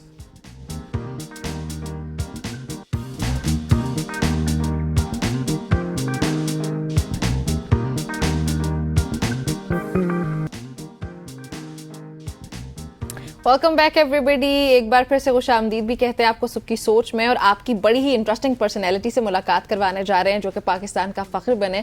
हसनैन, आपकी मुलाकात करवाने लगे जी, आपकी भी और नाज़रीन की खास तौर पे, मैं और हसनैन। पाकिस्तानी पावर लिफ्टर नू दस्तगीर बट से, जिन्होंने कॉमनवेल्थ पावर लिफ्टिंग में मुल्क का नाम रोशन किया है। इन्होंने किया क्या वो आपको बताती हूँ कि पाकिस्तानी लिफ्टर जो है वो चैंपियनशिप उसमें मजमूई तौर पर 7 गोल्ड मेडल समेत 8 तमगे समेट के वापस आए नू दस्तगीर। वापस पावर लिफ्टिंग मुकाबले में 370 किलोग्राम वजन उठाने वाले पाकिस्तान के पहले पावर लिफ्टिंग गोल्ड मेडलिस्ट भी बन चुके हैं। लेकिन पाकिस्तान में एक जो अनफॉर्चुनेट सी बात है, जो हम हमेशा उसका जिक्र करते हैं, कि कोई वैल्यू नहीं किया जाता। कभी कभी हम एक ही शख्स को ऊपर उठा के ले जाते हैं, फिर उसको वापस नीचे नहीं आने देते, और मतलब we do not go on with the balance. तो खैर, नू की भी कुछ शिकायत हैं, वो वजीर आजम और सीएम से हैं, और उन्होंने वो शिकायत की भी हैं। He is with us. नू, अस्सलाम वालेकुम, वेलकम टू सबकी सोच। कैसे हैं आप? वालेकुम सलाम, ठीक ठाक। और आप सबको भी बहुत बहुत शुक्रिया मुझे अपने चैनल पर लेने के लिए। जी अच्छा नू, सबसे पहले तो आपको मुबारकबाद पेश करते हैं, लेकिन पहला सवाल मेरा यही होगा कि पीएम और सीएम से आपकी क्या शिकायत है? खैर मुबारक। और मेरी प्राइम मिनिस्टर और सीएम से यही शिकायत है। मैं ऑलरेडी पहले भी 2-3 माह से ये शिकायत कर रहा था, लेकिन इस पे कुछ भी जो है अमल दरामद नहीं हुआ। तो मेरी फिर एक बार रिक्वेस्ट है कि मुझे पाकिस्तान वेटलिफ्टिंग फेडरेशन ने ओलंपिक्स के लिए क्वालिफाई नहीं करवाया।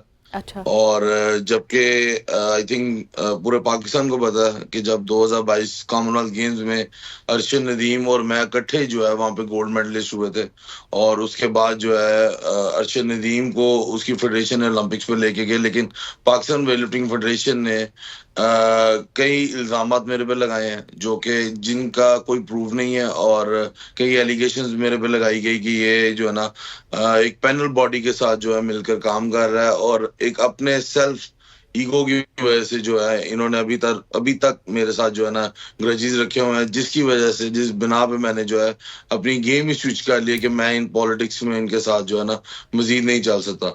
तो जहाँ पे अरशद नदीम का मेडल आया था, वहां पे कौम जो है 2 मेडल की खुशियां जो है मना सकती थी, लेकिन इन्होंने जो है ना मेरा नहीं पूरे पाकिस्तान का जो है वो नुकसान किया है।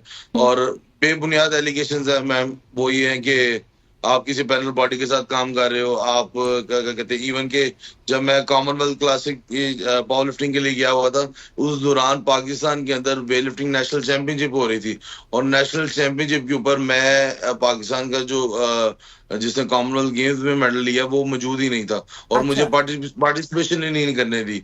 और इशू तो चले मेरे साथ है, तो मैं जो मेरा छोटा भाई है जो हंसला दस्तगीर है, उसको भी पार्टिसिपेशन जो है नेशनल चैंपियनशिप पे नहीं करने दी, इस बिना पे कि यार आप लोग जो है हमारे खिलाफ काम कर रहे हो। तो हमने इनके खिलाफ सिर्फ ये काम नहीं किया कि मैम के हम इनकी हाँ में हाँ नहीं मिला रहे, इनकी जी में जी नहीं मिलाते। तो ये जो है ना ये चाहते हैं कि हम जो है ना इनके आगे जो सीधी साहब पंजाबी में कहते हैं चमचागिरी जो है ना वो करें। तो आप ये हमारे साथ हैं, अगर हम नहीं करते तो मैम ये हमें जो है ना जो भी बंदा सर उठा के जीना चाहता है उसको जो है साइड पे कर देते हैं। बिल्कुल ऐसे। अच्छा नू, मुझे ये बताइएगा कि आप क्योंकि पावर लिफ्टिंग में आपने कॉमनवेल्थ में जाके पाकिस्तान का नाम रोशन किया था, अब ये जो स्विचिंग की वजह है ये सिर्फ ये बॉडी है जिस तरह आप बता रहे हैं, और अगर आप वापस पावर लिफ्टिंग की तरफ चले गए आप वेट लिफ्टिंग से, तो स्किल्स में कोई कमी आएगी, या फिर स्किल्स उतनी ही आपको पावर लिफ्टिंग की भी आती है और वेट लिफ्टिंग की भी आती है? दरअसल मैं जो पावर लिफ्टिंग का लगातार 3 बार नेशनल चैंपियन हो चुका हूँ 2018 से लेकर अब तक। तो मुझे पावर लिफ्टिंग के बारे में पता था कि पावर लिफ्टिंग मतलब किस तरह करते हैं, क्या टेक्निक्स हैं। तो मैं ऑलरेडी हम ट्रेनिंग में भी वेट लिफ्टिंग ट्रेनिंग में उनकी ट्रेनिंग आती है हमारी। तो लेकिन वेट लिफ्टिंग प्रोफेशनली मैं वेट लिफ्टर हूँ, क्योंकि मैंने 13-14 साल से सिर्फ वेट लिफ्टिंग की, और वेट लिफ्टिंग का एक्सपीरियंस जो है मेरे पास वो जारी बात है बहुत ज्यादा है। लेकिन पावर लिफ्टिंग जो है वो सिर्फ आने का यही वजह है कि मैं अपनी जिस एज से गुजर रहा हूँ, मैं अपनी पीक टाइम पे हूँ, मैं अपने लाइफ के उस फेज से गुजर रहा हूँ कि मैं इसमें बहुत ज्यादा ग्रो कर रहा हूँ, बहुत ज्यादा जो है परफॉर्मेंस दे रहा हूँ। तो मैं ये टाइम जो है अपना वेस्ट नहीं करना चाहता, तो इसलिए मैंने फिर फौरी तौर पे जो है ना हमने स्विच किया है कि ताकि मकसद तो ये है पाकिस्तान को वर्ल्ड का मेडल ला के देना, वर्ल्ड का टाइटल ला के देना। तो चाहे वो फिर वेट लिफ्टिंग हो, चाहे वो फिर पावर लिफ्टिंग हो, तो मकसद तो यही है कि पाकिस्तान को जो है वर्ल्ड का टाइटल ला के दे। अच्छा नू, ये बताएं कि दिसंबर में एशियन क्लासिक चैंपियनशिप होने जा रही है। जी बिल्कुल। आप दिसंबर उसमें में शिरकत नहीं कर रहे, ऐसा ही है? नहीं, मैं उसमें शिरकत कर रहा क्यों? हूँ। मेरा अच्छा, कर रहे ऑलरेडी हमारे बड़े एक अच्छे इंसान है बलूचिस्तान से, अरशद खान साहब, वो ऑलरेडी मुझे स्पॉन्सर कर रहे हैं उसके लिए, और मुझे क्या उन्होंने ऑलरेडी कह दिया हुआ कि आप बस तैयारी करो, आपने वहां पे जाके पार्टिसिपेशन करनी है।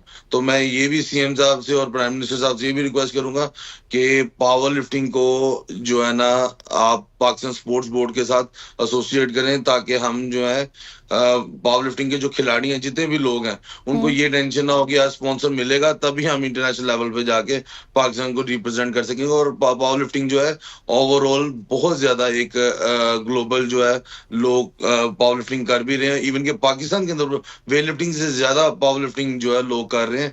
तो मेरा ख्याल है इसको अब जो है ना प्रमोट करना चाहिए, ताकि पाकिस्तान के आई थिंक कई खिलाड़ी जो है ना मेडल ला सकते हैं पावर लिफ्टिंग में। अच्छा, आपने पावर लिफ्टिंग की बात की, शिफ्ट हुए आप वेट लिफ्टिंग से, तो पावर लिफ्टिंग में उस तरह की पॉलिटिक्स नहीं है, यहाँ की फेडरेशन किस तरह चल रही है अभी तक? जिस तरह आपने बताया कि ये स्पोर्ट्स बोर्ड के अंडर नहीं है, तो क्या वजह है कि स्पोर्ट्स बोर्ड के अंडर क्यों नहीं है इतना टैलेंट होने के बावजूद? दरअसल पावर लिफ्टिंग जो है वो ओलंपिक गेम्स में नहीं आती। ओलंपिक गेम्स में जो खेल नहीं आते तो उनको जो है ना लोग कम ही जिस तरह प्रमोट करते हैं। जिस तरह कॉमनवेल्थ गेम्स का कल अनाउंस किया गया कि ग्लासगो में हो रही है, तो उसमें कई गेम्स जो है रिमूव कर दी गई हैं। तो अब लेकिन नेक्स्ट जो ओलंपिक्स लॉस एंजलिस आ रही है 2028 की, उसमें कहा जा रहा है कि पावर लिफ्टिंग को अंदर रख रहे हैं, क्योंकि यूएसए जो है वो पावर लिफ्टिंग को बहुत ज्यादा प्रमोट करता है और ये उन्हीं की गेम है। तो ये वो बहुत ज्यादा प्रमोट करता है। तो लेकिन वो जो कंट्री होस्ट कर रहा था तो वो अपने मुताबिक जो है खेल रखता है। तो अब लेकिन नेक्स्ट ओलंपिक में कहा जा रहा है कि पावर लिफ्टिंग जो है वो इन होगी। तो इसलिए मैं चाहता हूँ कि जो हमारे स्पोर्ट्स बोर्ड या हुकूमती इदारे हैं, उनको चाहिए कि अब जो पावर लिफ्टिंग है उसको जल्द से जल्द जो है एसोसिएट कर दे, ताकि जो है ना खिलाड़ी इसमें खेले और आगे जो आने वाली ओलंपिक्स है, चाहे अब वो वेट लिफ्टिंग हो चाहे वो पावर लिफ्टिंग हो, इंशाल्लाह मेडल लाना जो है हमारी जिम्मेदारी। अच्छा, एग्जैक्टली हमारे नाजरीन को ये फ़र्क बताइएगा पावर लिफ्टिंग का और वेट लिफ्टिंग का, ताकि हम आपकी ज़ुबान से सुनना चाहते हैं कि what is the difference between power and weight lifting. Weight lifting जो है वो एक ओलंपिक स्पोर्ट है और वेट लिफ्टिंग में दो इवेंट होते हैं। एक होती है स्नैच, जिसको आप वाइड ग्रिप करके लगाते हैं, और एक होती है क्लीन एंड जर्क, उसको आप क्लोज ग्रिप करके लगाते हैं। तो वो आपको कंबाइन करके जो बंदा वजन ज्यादा उठाता है वो विनर होता है। पावर लिफ्टिंग में ये होता है कि पावर लिफ्टिंग में आपको पहले स्क्वाट्स करनी होती है, फिर उसके बाद आपको बेंच प्रेस करना होता है, फिर आप एंड पे आपको डेड लिफ्ट करनी होती है। अच्छा। फिर आप उन तीनों के जो वेट्स हैं उनको कंबाइन करके फिर जो टोटल निकलता है उस बिना पे आपको जो है वो मेडल दिया जाता है। तो मैंने जो वेट लिफ्ट किया है टोटल वो है 870 केजीज। My God. तो उस बिना के ऊपर जो है मुझे कॉमनवेल्थ का जो है टाइटल जो है वो मिला। अच्छा नू, ये बताएं कि जो एशियन क्लासिक चैंपियनशिप का मैं पूछ रही थी आपसे, ये क्या इवेंट है, इसके लिए आपकी क्या तैयारियां चल रही हैं? मुझे बड़ी उम्मीद है कि एशियन क्लासिक में भी हम इंशाल्लाह गोल्ड लेने में कामयाब रहेंगे। एशिया में काफी ज्यादा फाइट है। अगर आप एशिया में मेडल ले तो मैं ऑटोमेटिकली वर्ल्ड के लिए क्वालिफाई कर जाता हूँ। तो इंशाल्लाह ताला मुझे पूरी उम्मीद है कि हम वहां पे भी पाकिस्तान के लिए गोल्ड लेंगे। और नेक्स्ट ईयर जो मेन टारगेट जो है वर्ल्ड गेम्स हो रही है चाइना में, और वर्ल्ड क्लासिक चैंपियनशिप है जर्मनी में, 2 वर्ल्ड चैंपियनशिप नेक्स्ट ईयर हो रही हैं। अच्छा। तो मेरा टारगेट तो वो उन दोनों पे है कि मैं जो है ना वहां पे पाकिस्तान के लिए एटलीस्ट वर्ल्ड का टाइटल जो है पाकिस्तान के नाम करूं। और ये बताइएगा कि ये जो पावर लिफ्टिंग है इसमें स्पॉन्सर्स किस हद तक इन्वॉल्व होते हैं, कौन आपको स्पॉन्सर करता है, क्योंकि गवर्नमेंट तो है नहीं? मेरे साथ क्योंकि अल्लाह ताला ने मुझे कॉमनवेल्थ गेम्स के बाद जरा फेम दे दिया था, तो मेरे साथ जो स्पॉन्सर्स ऑलरेडी चल रहे हैं। तो मेरे साथ एक टीम एक्टिवेट है जो कि एक वाइटामिन कंपनी है, लाहौर नेशनल हॉस्पिटल के साथ एसोसिएट है वो। तो वो उन्होंने ही मुझे ऑलरेडी इस टूर के लिए सारा स्पॉन्सर किया था साउथ अफ्रीका के लिए। तो आगे अब ऑलरेडी एक अशरफ खान साहब का मैंने आपको बताया वो मुझे एशियन चैंपियनशिप के लिए कर रहे हैं। तो एक आयरन गियर है स्पोर्ट्स वेयर ब्रांड है, वो भी मुझे स्पॉन्सर कर रहा है। लेकिन ये स्पॉन्सर इतने इनफ नहीं है। वे एक स्पॉन्सर जो है वो एक खिलाड़ी को ही लेके जो है ना चल रहा है। तो मेरा ख्याल है कि इस मेरी तरह के और बहुत जो है ना स्पोर्ट्समैन है जो यंग भी हैं, जो कि खेलना भी चाहते हैं इंटरनेशनल लेवल पे। तो मेरा ख्याल है कि स्पॉन्सर्स जितने ज्यादा होंगे वो खिलाड़ियों के लिए फिर थोड़ी आसानी होगी इंटरनेशनल पार्टिसिपेशन करने के लिए। ठीक है। अच्छा नू, जो हम बात कर रहे थे ना कि स्पोर्ट जो है उसके साथ मुंसलिक नहीं किया जाता है पावर लिफ्टिंग को, और आप चाहते हैं कि इसको किया जाए मुंसलिक वेट लिफ्टिंग को, पावर लिफ्टिंग को, लेकिन वजूहात क्या लगती हैं आपको कि भाई 2024 भी खत्म हो रहा है बल्कि, और हम लोग अभी तक यहाँ पे रिक्वेस्ट कर रहे हैं हुकूमतों से कि आप लोग उसको मुंसलिक करें, स्पोर्ट्स बोर्ड का हिस्सा बनाएं ताकि लोग आगे आए? दरअसल पावर लिफ्टिंग के बारे में जो है ना, क्योंकि इससे पहले ऐसे मेडल्स नहीं आए जो कि आके पाकिस्तान को पता लगे कि ये भी मतलब इसे भी इंटरनेशनल लेवल पे पार्टिसिपेशन कर सकते हैं। लोग पावर लिफ्टिंग कर रहे हैं लेकिन उनको ये नहीं पता कि इंटरनेशनल लेवल पे जाना किस तरह है। तो वो एक फेडरेशन के थ्रू जाना पड़ता है। फेडरेशन जो है वो उसके बाद ना कोई ऐसे फंड्स हैं ना कोई वो सिर्फ उन्हीं को भेज सकते हैं जिनके पास ऑलरेडी कोई पैसा है या वो कोई स्पॉन्सर अपना ले आए, तो वो उनको भेज देती हैं कि यार आप जाएं और आप पार्टिसिपेशन कर रहे हैं। तो इसलिए मैं इसलिए चाहता हूँ भी कि अगर ये एसोसिएट स्पोर्ट्स बोर्ड के साथ हो जाती है, क्योंकि ये जो मेडल मैं लाया हूँ ये 72 कंट्रीज के जो है बिटवीन कॉम्पिटिशंस होता है और ये फिर आपको मेडल मिलता है कॉमनवेल्थ का। अच्छा। तो मेरा ख्याल है कि इस स्पोर्ट को भी अगर जहाँ पे बाकी खेल भी जो है खेले जा रहे हैं पाकिस्तान के अंदर, तो मेरा ख्याल है कि इस स्पोर्ट को भी अगर मैं इसमें अगर नेक्स्ट ईयर वर्ल्ड का टाइटल ले आता हूँ, अगर एशिया का टाइटल ले आता हूँ, तो इसके ऊपर भी कोई हौसला अफजाई होनी चाहिए। इसके ऊपर भी जो है इनको चाहिए कि एसोसिएट करेंगे ताकि मैं एटलीस्ट मेंटली फ्री हूँ यार, मैंने अगर इंटरनेशनल कॉम्पिटिशन में जाना तो मैं किस तरह जाऊंगा। अच्छा, मुझे ये बताइएगा कि आपका जो ताल्लुक है वो पहलवानों के शहर से है और आप पहलवान हैं तभी वेट लिफ्टिंग करते हैं, पावर लिफ्टिंग करते हैं। अपनी डाइट के हवाले से बताइएगा, डाइट का ख्याल किस तरह से रखते हैं। फिर इसके अलावा बहुत सारे लोग इस वक्त देख रहे होंगे कि वो पावर लिफ्टिंग की तरफ या फिर वेट लिफ्टिंग की तरफ किस तरह से आएँ, तो उसकी क्या कोई खास ट्रेनिंग होती है, कितनी ज़्यादा ट्रेनिंग करते हैं आप? टू बी वेरी ऑनेस्ट, मैं गुजरांवाला से हूँ लेकिन कहा यह जाता है कि यहाँ पे बकरे खा जाते हैं। लेकिन अनफॉर्चुनेटली ये कि स्पोर्ट्समैन जो है वो अगर आपको ओलंपिक लेवल पे पहुंचना है या वर्ल्ड लेवल पे पहुंचना है तो आपको एक न्यूट्रिशनिस्ट पूरा चाहिए होता है कि जो आपको बताए कि आपने कितना खाना है कितना नहीं खाना और आपको कितनी प्रोटीन कार्ब्स क्या क्या चाहिए। तो ये एक बड़ा तरीकेकार से जो है ना चलना पड़ता है। लेकिन शायद क्योंकि मैं एक पहलवानों के शहर से हूँ तो उनको लगता है कि यार ये तो सब कुछ ही खा जाता होगा। तो बॉडी से भी ऐसा देख के लगता है। बिल्कुल भी नहीं। हाँ, हाँ, तो ऐसा बिल्कुल भी नहीं है। हम एक बड़े तरीके मेल्स के साथ जो है वो चलना पड़ता है और इवन कि जब कंपटीशन करीब आता है तब बिल्कुल हमारी प्रोटीन डाइट जो है वो ज्यादा हो जाती है, क्योंकि हमें जो है ना, क्योंकि जोरवार गेम है तो हमें जोर पावर ज्यादा चाहिए होती है।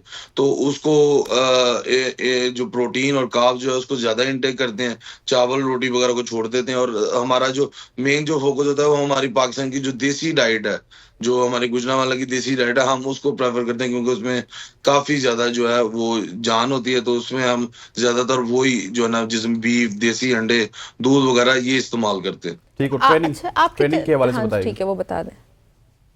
ट्रेनिंग अल्हम्दुलिल्लाह हमारी ये तकरीबन 13-14 साल से एक ही तरीके का है। वही है कि हम वाले साहब फजर के बाद हमें उठा देते हैं, हम उसके बाद अपना ट्रेनिंग सेशन मॉर्निंग करते हैं, फिर उसके बाद नाश्ता वगैरह होता है, फिर दोपहर को रेस्ट होता है, फिर इवनिंग में जो है हमारा दोबारा ट्रेनिंग सेशन होता है। और कभी कभी तो ऐसा होता है कि ईद वाले दिन भी हमें ट्रेनिंग करवा देते हैं, छुट्टी वाले दिन हो तो वो भी ट्रेनिंग करवा देते हैं। लेकिन हार्ड वर्क। अब हाँ जी, तो इसी तरह जो है ना पूरा वीक जो है रिज्यूम होता है। अच्छा नू, आप लोगों के लिए हम लोग दीगर जब एथलीट से बात करते हैं ना तो वो वेट कटिंग की बात कर रहे होते हैं कि हम ये कर रहे होते हैं। आपकी तरफ ऐसे होते हैं? मुझे याद है बल्कि शाहजेब रिंद आए थे, उन्होंने बताया था कि एक रात में शायद उन्होंने 8 kgs कट किया था। तो आप लोग ऐसा करते हैं या आप लोगों को उसकी जरूरत नहीं पड़ती? दरअसल जो मेरी वेट कैटेगरी है उसमें जरूरत नहीं पड़ती, क्योंकि मेरा जो है 120 प्लस है, तो 120 प्लस में ओपन है। अगर अब अगले बंदे का 200 kg बॉडी वेट है तो वो उसको कटिंग करने की जरूरत नहीं है, क्योंकि वो ओपन कैटेगरी है। अच्छा, जो अच्छा। मुझसे जो निचले कैटेगरी के तमाम जितने भी पावर लिफ्टर या वेट लिफ्टर्स हैं उनको वेट कम करना पड़ता है, क्योंकि अपने बॉडी वेट से 4 to 5 kg ऊपर रख के ट्रेनिंग करते हैं। तो लेकिन जब कंपटीशन आता है तो उनको जो है वो कट करना पड़ता है। तो लेकिन मैं इन चीज से बचा हूँ, मैं खाता रहता हूँ, वो बेचारे जो है ना अच्छा उनको थोड़ा नू, सा आखिरी सवाल आपसे करूंगा, क्योंकि ओलंपिक्स पाकिस्तान के लिए अब बहुत इंपॉर्टेंस रखती है। अरशद नदीम के मेडल के बाद अगर गवर्नमेंट इंटरवीन करती है, बहुत सारे गवर्नमेंट के लोग शायद हमें सुन भी रहे हूँ, प्राइम मिनिस्टर करते हैं या सीएम करते हैं, तो आप वापस वेट लिफ्टिंग की तरफ आ सकते हैं, क्योंकि अल्टीमेटली गोल तो आपका भी ओलंपिक्स पे जाना होगा। बिल्कुल बेशक। मेरा जब हमने वेट लिफ्टिंग स्टार्ट की थी तो वाले साहब का एक ही था मकसद, वो ये था कि हम पाकिस्तान को ओलंपिक में मेडल दिलाएं। तो हम तो जब 2022 कॉमनवेल्थ गेम्स के बाद जब हम फाइनेंशियली स्ट्रांग हुए, हमें स्पॉन्सर्स मिल गए, हमें बहुत ज्यादा जो है मेंटली फ्री हो गए, तब हम जो है ओलंपिक्स के लिए बहुत बेहतरीन तैयारी कर सकते थे। लेकिन इन्होंने जो है ना रास्ते में कांटे बिछा दिए हुए हैं और रास्ता जो है ना मेरा बंद किया हुआ है। तो मैं तो यही अपील करूंगा सीएम साहब से या प्राइम मिनिस्टर से कि इनसे सख्त से सख्त पहले तो इनसे पूछा जाए कि इन्होंने ओलंपिक्स में क्यों नहीं भेजा, और आने वाला जो अभी भी टाइम है, अभी भी ओलंपिक्स में 3-3.5 साल पड़े हुए हैं। अगर अभी से हम तैयारी शुरू करें तो मेरा नहीं ख्याल कि ओलंपिक में, नेक्स्ट ओलंपिक में हम 2 मेडल कर लेंगे इंशाल्लाह। ठीक ठीक हो गया। नूर दस्तगीर भट्ट हमारे साथ मौजूद थे, आपका बहुत शुक्रिया उन करने के लिए। नाज़रीन, हम यहाँ पे हम क्या करने लगे, एक ब्रेक शामिल करने लगे हैं। आपने कहीं नहीं जाना, देखते रहना है सबकी सोच।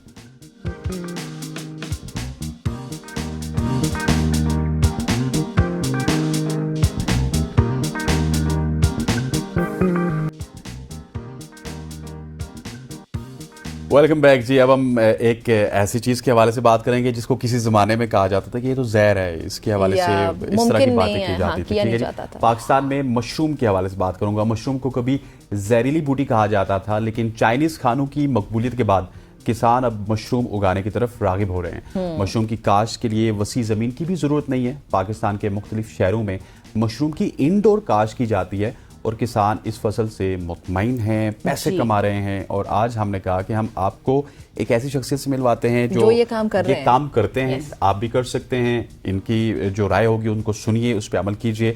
हमारे साथ मौजूद हैं फारूक काजमी साहब। सर कैसे हैं आप? खैरियत से? अल्लाह का शुक्र है, अल्हम्दुलिल्लाह, बहुत शुक्रिया। सर, लोग डिफरेंट चीज़ों की तरफ जाते हैं, आप मशरूम की तरफ गए, सबसे पहले बताइएगा क्यों गए?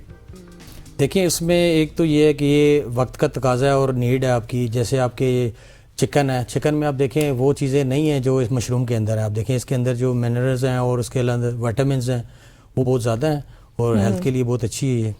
ठीक हो गया। तो ये आप घर में गार बनी है उसमें उगाते हैं, क्या करते हैं? बिल्कुल, हमारे पास गारें बनी हुई हैं। गारों में उगती है? जी, गारों के अंदर उगती है जी। अच्छा अच्छा, तो आपने फिर वो सेटअप किस तरह बनाया हुआ है?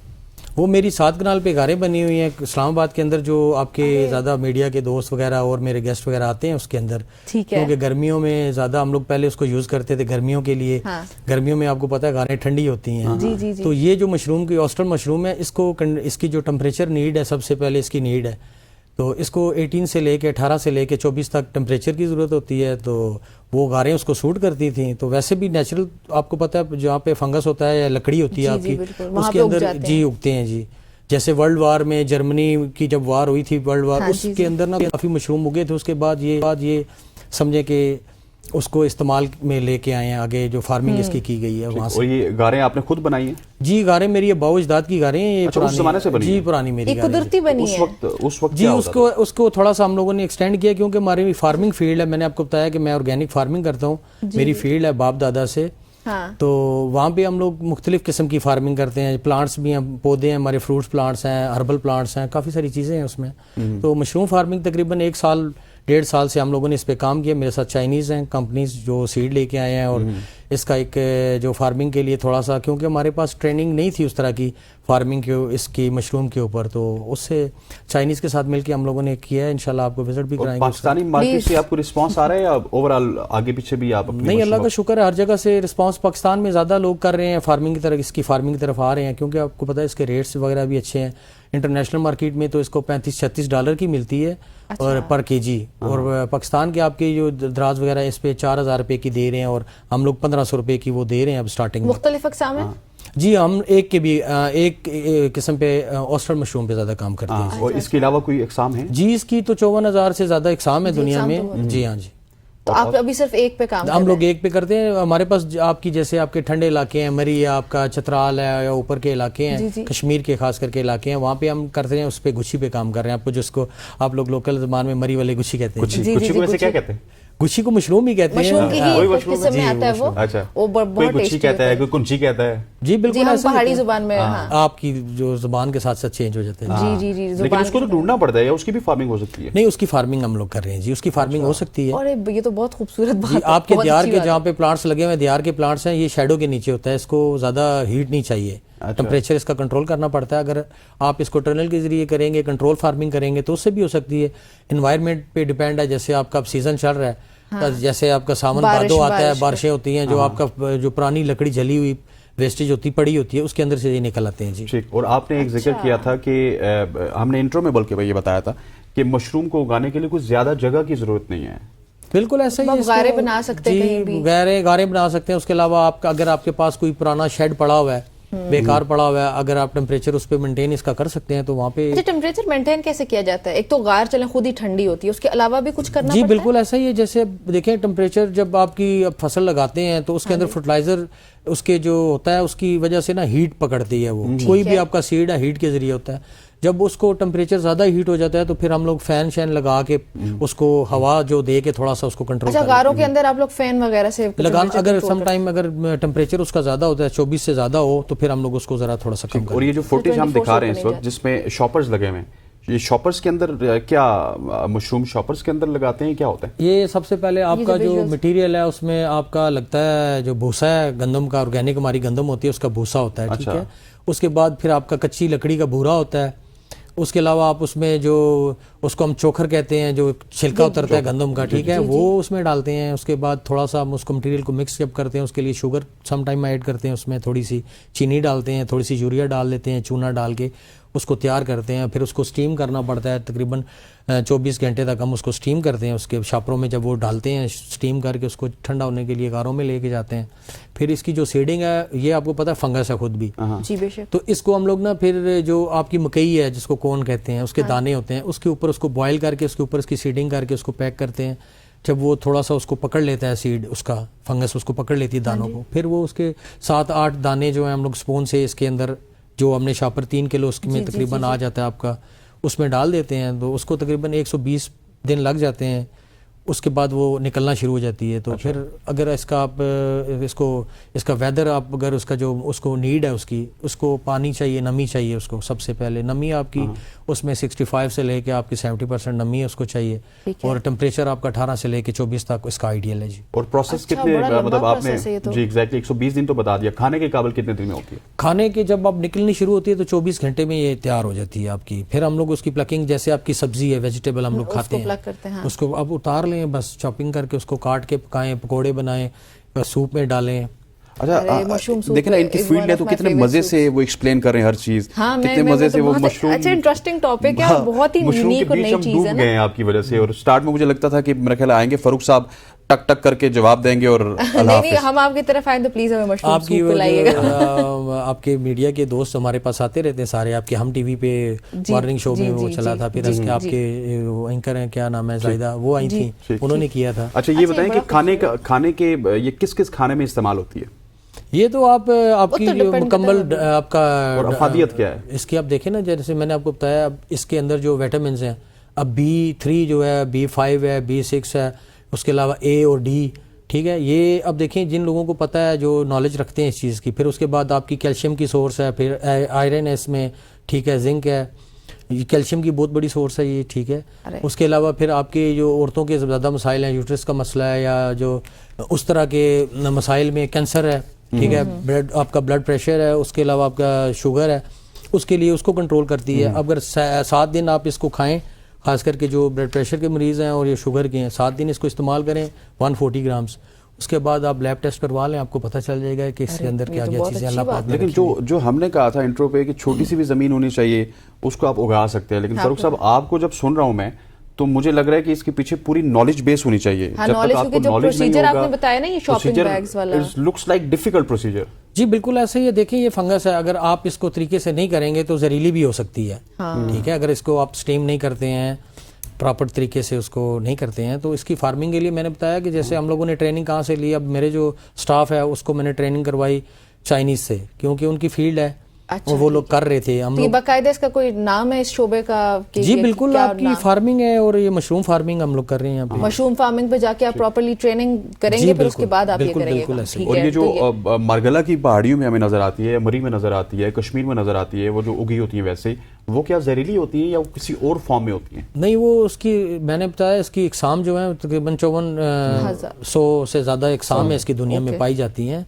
और जिन लोग बंदों को पता है कि कौन सी मशरूम है, इसकी इकसाम है और उसके अपने नाम है और उसकी अपनी जो अफदियत भी अलग अलग से, इसके अंदर जो चीज़ें वो एक सेम नहीं है ये। और जहरीली की कोई अलग से पहचान है? जी बिल्कुल ऐसे ही है कि आपकी जब फंगस पे आप किसी जगह पे, जैसे अब जंगल है, आपको नहीं पता किस एनवायरनमेंट में वो हो रही है, तो उसके लिए ज़रूरी है कि आपको थोड़ी सी उसकी नॉलेज होनी चाहिए। अच्छा, वैसे इस मशरूम फार्मिंग में नफ़ा है, मतलब मुनाफा किस हद तक कमाया जा सकता है अगर कोई इसको बिजनेस पॉइंट ऑफ व्यू से करना चाहे शुरू? तो देखिए, मैंने जैसे आपको बताया कि दुनिया के अंदर जैसे आप यूरोप में है, वो लोग घरों में और लोग बास्केट वगैरह रखी होती हैं औरतों ने, वहाँ पे वो लगा लेते हैं। अफ्रीका में होती है, ठीक है, यूरोप में तो बहुत ज़्यादा, अमेरिका में, ऑस्ट्रेलिया में, और इसकी बहुत ज़्यादा मांग है। उसकी वजह ये है कि इसके अंदर जो आप, जैसे हम लोग मेडिसन आप मंगवाते हैं, आप विटामिन की गोलियाँ खाते हैं, आपको खाने की ज़रूरत नहीं है अगर आप ये इस्तेमाल करें। और उसके अलावा आपकी जो प्रोटीन्स हैं, आप जैसे गोश्त लेते हैं, उसके साइड इफ़ेक्ट्स हैं, इसके अंदर वो चीज़ें नहीं हैं, हेल्थ के लिए। ठीक हो गया। और आपने जो ऑर्गेनिक फार्मिंग करते हैं वो भी साथ साथ करते हैं या सारा शिफ्ट कर दिया मशरूम की तरफ? नहीं सर, मेरे पास अल्लाह का शुक्र है, मेरी अभी जो आपके ये सेक्टर्स वगैरह प्लानिंग में मेरी काफ़ी ज़मीनें आई हैं एयरपोर्ट के सराउंडिंग में, F18 और ये आपके G13 और G14। हम लोगों ने फिर यहाँ से अपने फार्म आगे शिफ्ट कर लिए हैं आपके तहसील फतेह जंग के अंदर। उसके अंदर मैं पीनट्स पे काम कर रहा हूँ, आपके ऑरेंज है मेरे पास और ओलिव है। फारूक साहब, वक्त खत्म हो गया, बहुत शुक्रिया आपका हमें ज्वाइन करने के लिए। नाज़रीन, फारूक साहब हमारे साथ मौजूद है जो कि एक बड़ा नया कॉन्सेप्ट लेकर आए हैं, that is mushroom farming. So I think so कि बहुत से लोग इसकी तरफ जान, लेकिन प्लीज़ एहतियात रखिएगा कि पहले ट्रेनिंग करके फिर ही आप इसकी तरफ आएँ। यहाँ पे हम शामिल करने लगे एक break. You guys have to stay with अस।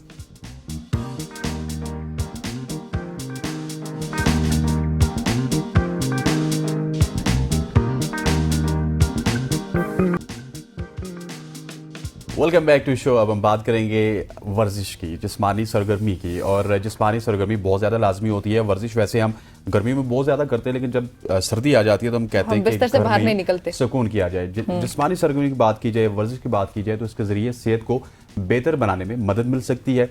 इस बात के काफ़ी शवायद मौजूद हैं कि वर्जिश पट्ठों की ताकत, काम और रोज़मर्रा के काम करने की सलाहियत को बेहतर बनाती है और साथ ही दिल की बीमारी के खतरे को भी कम कर सकती है।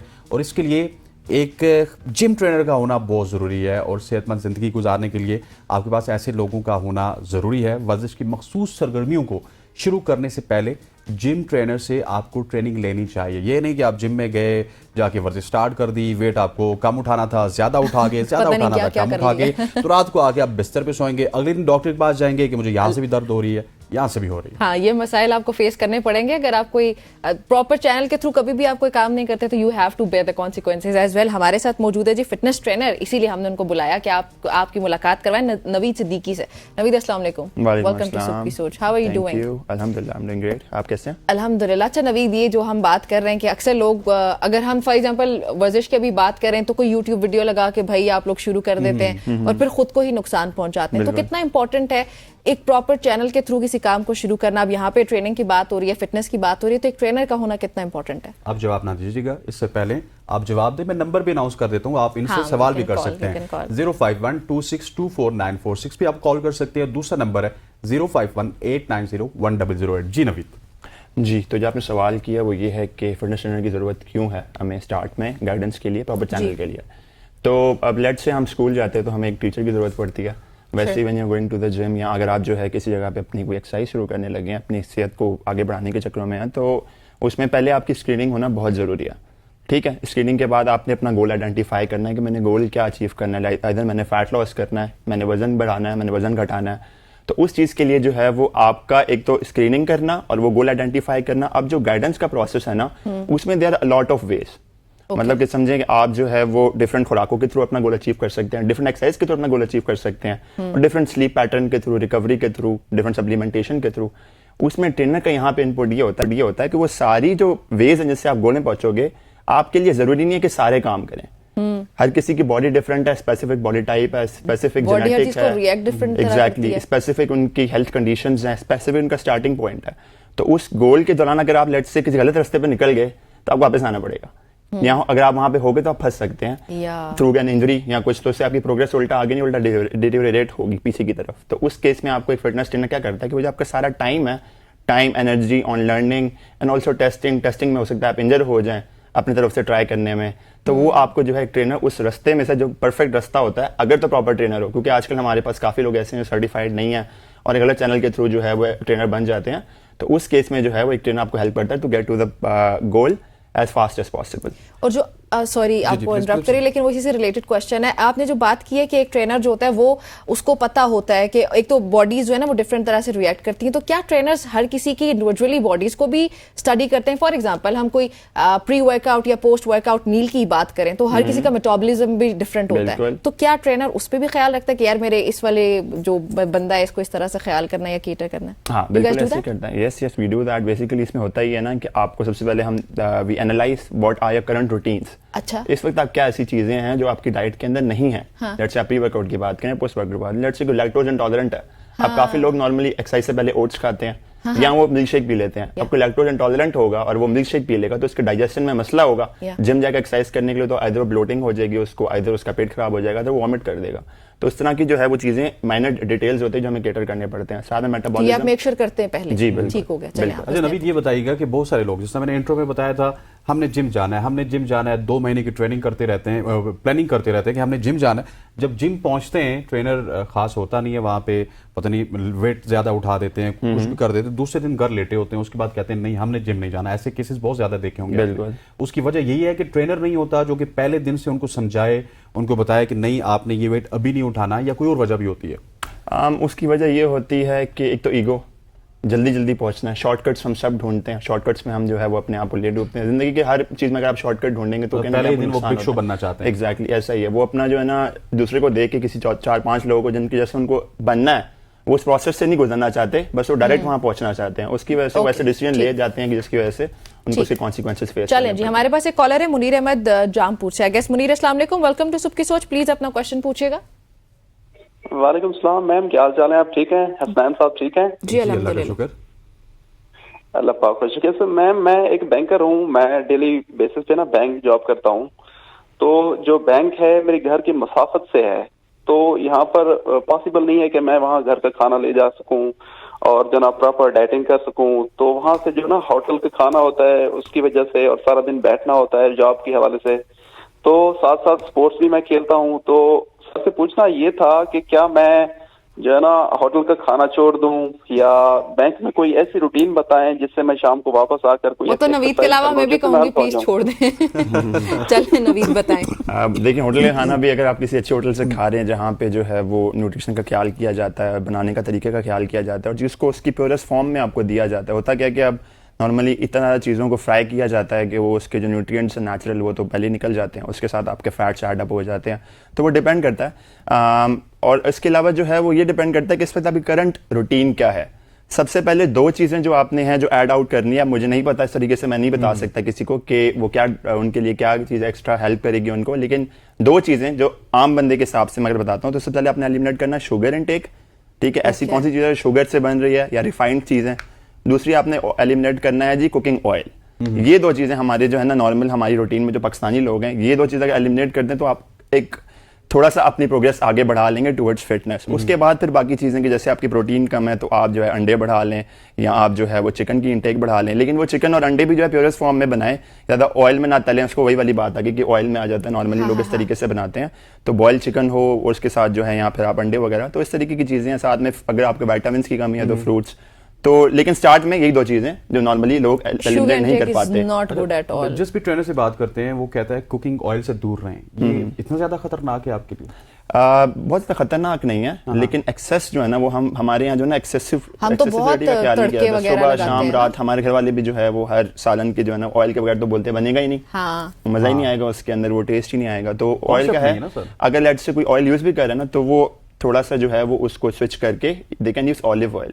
क्योंकि फर्क ये आता है कि उसके अंदर जो ना एक सैचुरेटेड फैट, ट्रांस फैट, इन तरह की फैट्स की इंटेक बढ़ जाती है। तो जो नेचुरली जो एक हेल्दी जो फैट्स है ना वो होते हैं 2 तरह के, poly unsaturated and mono unsaturated. तो ये जो 2 फैट टाइप्स है ना ये अगर आपकी डाइट के अंदर है तो दैट्स हेल्दी। वो आपको मिलती है एग की योक से, आपको ड्राई फ्रूट से मिलती है और आपको कुकिंग ऑयल से मिलती है। बट वो कुकिंग ऑयल आपका कौन सा होना चाहिए? ऑलिव और कोकोनट।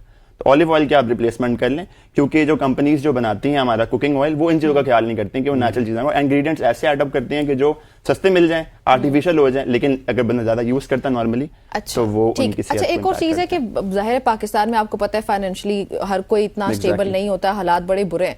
तो कुछ लोग ऐसे जो कि जाना चाहते हैं जिम वगैरह में, वो अफोर्ड नहीं कर पाते, फिर ऊपर से ट्रेनर को भी हायर करना रखना ये बड़ा महंगा हो Diet जाता plan follow है, करना। खासतौर पे खातीन। अगर पैसों के अलावा भी अगर बात की जाए तो घर पे बड़ा मुश्किल है, बिल्कुल। सॉरी घर से बाहर निकलना। तो क्या वो घर पे यूट्यूब वीडियोस देखे, can they rely on those videos, Yes, वो they घर पे can. कर सकते हैं? देखें आपको अपनी But what should they psyche be careful understand about? करनी है, आपको अपने आप को समझना है कि कौन सी वल्नरेबिलिटीज हैं आपकी। हाँ। पेशेंस सीखना होता है आपने हर चीज में, आपको इन्वेस्टमेंट करते हैं लाइफ में या कहीं जाते हैं तो patience is very important.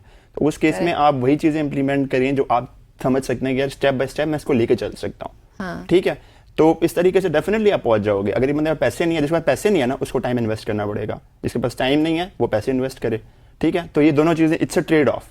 Time invest करना इस तरीके से पड़ेगा कि आपको टेस्ट आउट करना पड़ेगा कि व्हाट्स वर्किंग फॉर मी। उसके लिए आपको 2-3 रास्ते जाने पड़ेंगे, लेकिन रास्ते पे आपको पेशेंटली जाना पड़ेगा कि वही वाली बात है, फिर इंजरी पे ना आ जाए कि आप जल्दी जल्दी पहुंच। हाँ, लेकिन केयरफुल किस चीज के बारे में रहना चाहिए? ट्रेनर के साथ क्या होगा, आप जो आपका गोल है वो आप 2-3 महीने पहले पहुंच जाएंगे। 6 महीने का आपने प्लान बनाया, ट्रेनर आपको 2 टाइम्स फास्टर पहुंचा देगा उस पर। ठीक है, ठीक है, लेकिन अगर आप खुद सीखने वाले हैं, if you are someone who is vigilant और वो चीज़ों का ख्याल रखेगा, वो नॉलेज भी सही लेता है और वो सही सोर्सेज से नॉलेज लेता है, क्योंकि मिस इन्फॉर्मेशन भी बहुत ज्यादा सोशल मीडिया पे या यूट्यूब पे। सही सोर्सेज से नॉलेज लेता है, उस केस में they can achieve it, it's not impossible. Treadmill की बात की जाए, फिर वॉक की बात की जाए, कौन सी बेहतर है? और ये भी बहुत सारी एक मिथ्स हैं या फिर इसमें कोई हकीकत भी है कि ट्रेडमिल ज्यादा यूज करने से आपके न्यूज पे फर्क पड़ता है? ट्रेडमिल ज़्यादा यूज़ करने से एक्सेसिबिलिटी की बात है, आपकी बॉडी की जो एक लिमिटेशंस होते हैं हर किसी की। ठीक है, एक चीज़ होती है प्रोग्रेसिव ओवरलोड। ठीक है, प्रोग्रेसिव ओवरलोड ये होती है कि आपने अपनी बॉडी पे ओवरलोड डाला in order to make it progress. Allah Taala ने हमारा जिस्म जो है ना एडेप्टेबिलिटी के ऊपर बनाया है, आदी बनाने के लिए। जैसे हम किसी नए मौसम में जाते हैं तो वो मौसम जो है उसमें हमारा जिस्म कहता है कि भाई तुम रेस्ट करो, थोड़ा बुखार बर्दाश्त करो, तो मैं फोकस करूं कि भाई क्या चीज़ है जो इस एनवायरनमेंट में तुम्हें तंग कर रही है। जब तक मैं उसका आदी नहीं बनता तब तुम रेस्ट करो। तो बॉडी कहती है मूवमेंट ना करो, तो बॉडी का एक रिवर्स मैकेनिज्म होता है। जैसे कि एक्सरसाइज में भी होता है कि जब हम मसल गेन करते हैं तो उस केस में जो है हमारा क्या कहते हैं, या हमारी बॉडी जब चेंज करती है तो उसको ओवरलोड करना पड़ता है कि बॉडी का यार क्या हो रहा है मेरे साथ। लेकिन ओवरलोड और ओवर ट्रेनिंग में फर्क है। ओवर ट्रेनिंग जब हो जाती है ना, कि जब आप ओवरलोड के अलावा ओवर ट्रेन कर जाते हो, ओवर ट्रेनिंग में बहुत ज्यादा फैक्टर्स हो सकते हैं। आपकी डाइट आपकी एक्सरसाइज के लेवल को इक्वलाइज नहीं कर पा रही। हाँ, अच्छा, एक सवाल ये है कि वक्त हमारे पास कम है, बल्कि 2 सवाल हैं। एक तो ये है कि ट्रेनिंग का वक्त क्या होना चाहिए, मतलब आपने जिम जाना है तो किस वक्त जाना है, और दूसरा ये कि लेट्स सपोज अभी आपने ब्रेकफास्ट फिनिश किया, डिनर फिनिश किया या लंच फिनिश किया, उसके फौरन बाद भी आप जा सकते हैं या फिर जिम से आने के बाद डाइट का किस तरह ख्याल रख सकते हैं आप? पहला सवाल, हम पहले वाला कौन सा सवाल है? पहला सवाल आपके टाइम क्या है बेहतर? टाइम बेसिकली हमारी हर बॉडी की अपनी एक क्लॉक होती है, सर्केडियन रिदम उसको बोलते हैं। आइडियल तो ये है कि आप मॉर्निंग की रूटीन रखें, लेकिन अगर आपकी वो पॉसिबिलिटी नहीं है, आपकी लाइफस्टाइल रूटीन में कोई ऐसे इश्यूज हैं, तो आप उस टाइम पे जिम जाएं, एक्सरसाइज उस टाइम पे घर में ही कर लें जिस टाइम पे आप हर रोज कंटिन्यूअली फॉलो कर सकते हैं। वो टाइम आपके लिए फीजिबल है, ताकि आपकी बॉडी उस हैबिट्स के अंदर, उस रूटीन के अंदर एक हैबिट बना ले कि ठीक है रात को इसने 8 बजे एक्सरसाइज करनी है, तो बॉडी उसके लिए 22 से 23 दिन में एक हैबिट बना लेगी जो आप रेगुलरली फॉलो कर सकते हैं। दूसरा सवाल आपका क्या था? दूसरा सवाल ये था कि देखिए मैंने अभी अगर ब्रेकफास्ट किया या लंच किया, ब्रेकफास्ट का टाइम मतलब खाने के बाद फौरी तौर पर जिम जाएं, बाद अगर मैं जिम चला पहले गया जाएं, तो क्या ये ठीक है या गलत है? देखिए, खाने के लिए नॉर्मली तो ये सजेस्ट किया जाता है कि 1 से 1.5 घंटे की विंडो हो आफ्टर ईटिंग, तो फिर आप जिम जाएं। ठीक है, अगर आपने एक मील ले लिया खाने और, लेकिन एक्सरसाइज के फौरन बाद आप कंज्यूम कर सकते हैं, उसका तो कोई इशू नहीं। लेकिन एक्सरसाइज अगर पहले फौरन करेंगे तो डेफिनेटली अगर आप मूवमेंट करेंगे, आपके कोर की हर एक्सरसाइज में एंगेजमेंट होती है ऑलमोस्ट, तो वो आपका जो है वो मैदा वो होगा नहीं, डाइजेस्ट ही नहीं होगा, तो आपका स्टमक अपसेट हो सकता है। 1.5-2 घंटे का टाइम लेना चाहिए। 1.5-2 घंटे का एक्सरसाइज से पहले टाइम लेना चाहिए, एक्सरसाइज के फौरन बाद आप खा सकते हैं। अच्छा, फौरन बाद आप? हाँ, फौरन बाद आप खा सकते हैं। चलें जी, ठीक हो गया। और इसके अलावा अगर बात की जाए डिफरेंट ट्रेनर्स की, तो आप डिफरेंट ट्रेनर्स डिफरेंट लोगों के साथ किस तरह से, मतलब आप उनके साथ पहले बैठते हैं, एनालाइज करते हैं, या कुछ और प्रोसेस होता है? ठीक है, ये मैं आपको एक साथ में बता देता हूँ कि आपने ट्रेनर में क्या क्या चीजें देखनी है जब आप किस ट्रेनर को हायर करेंगे। अगर जो लोग हायर करना चाहते हैं, सबसे पहले आपसे उसको सवाल पूछने चाहिए, मल्टीपल सवाल। फजूल सवाल में आपसे पूछे कि भाई क्या करते हो, किस टाइम जाते हो, ऑफिस की क्या रूटीन है, हेक्टिक तो नहीं है, तो बहुत सारी चीजें होती हैं। मैं 5 चीजें नोटिस करता हूँ, उसकी डाइट, करंट, सारी चीज़ें वो नोट की जाती है। मेरा अपना एक फॉर्म होता है जो ऑनलाइन क्लाइंट को भी मिलता है और इन पर्सन मिलता है। उसमें सबसे पहले आपकी चीज़ होती है आपकी करंट डाइट क्या है, इस वक्त आप क्या खा रहे हो। ठीक है, सेकेंडली उसके बाद सवाल होते हैं आपकी लाइफस्टाइल के बारे में, कि आपके लाइफस्टाइल कैसे है, आपके रिलेशनशिप्स कैसे हैं, और स्ट्रेस वगैरह का एक आइडिया होता है कि भाई ये बंदा कितना मेंटल स्ट्रेस में है, क्योंकि वो भी बड़ी आपकी बॉडी के ऊपर इम्पैक्ट करती है। फिर आपकी स्लीपिंग पैटर्न, कि आपका कितना सस्टेनेबल स्लीपिंग पैटर्न है, आप ज़्यादा सो रहे हैं, पूरा टाइम ले रहे हैं। उसके अलावा एक्सरसाइज के बारे में आ जाती है कि आप करंटली एक्सरसाइज कर रहे हैं या नहीं कर रहे हैं। उसके बेस पर फिर उसके बाद उसकी एनालाइजेशन की जाती है कि उसकी बॉडी की उसकी थोड़ी मूवमेंट्स के अंदर ट्रैकिंग की जाती है कि इधर उसकी स्ट्रेचिंग है, उसकी मोबिलिटी है, या एक एक्सरसाइज वो कर पा रहा है या नहीं कर पा रहा। उसके हिसाब से फिर एक प्लान बनाया जाता है, तो कस्टमाइज होता है उस स्पेसिफिक बंदे के ऊपर। अगर ये सारी चीज़ें एक ट्रेनर नहीं कर रहा तो दैट मीन्स कि वो ट्रेनर जो है वो उस तरह का जो है कॉम्पिटेंट नहीं है।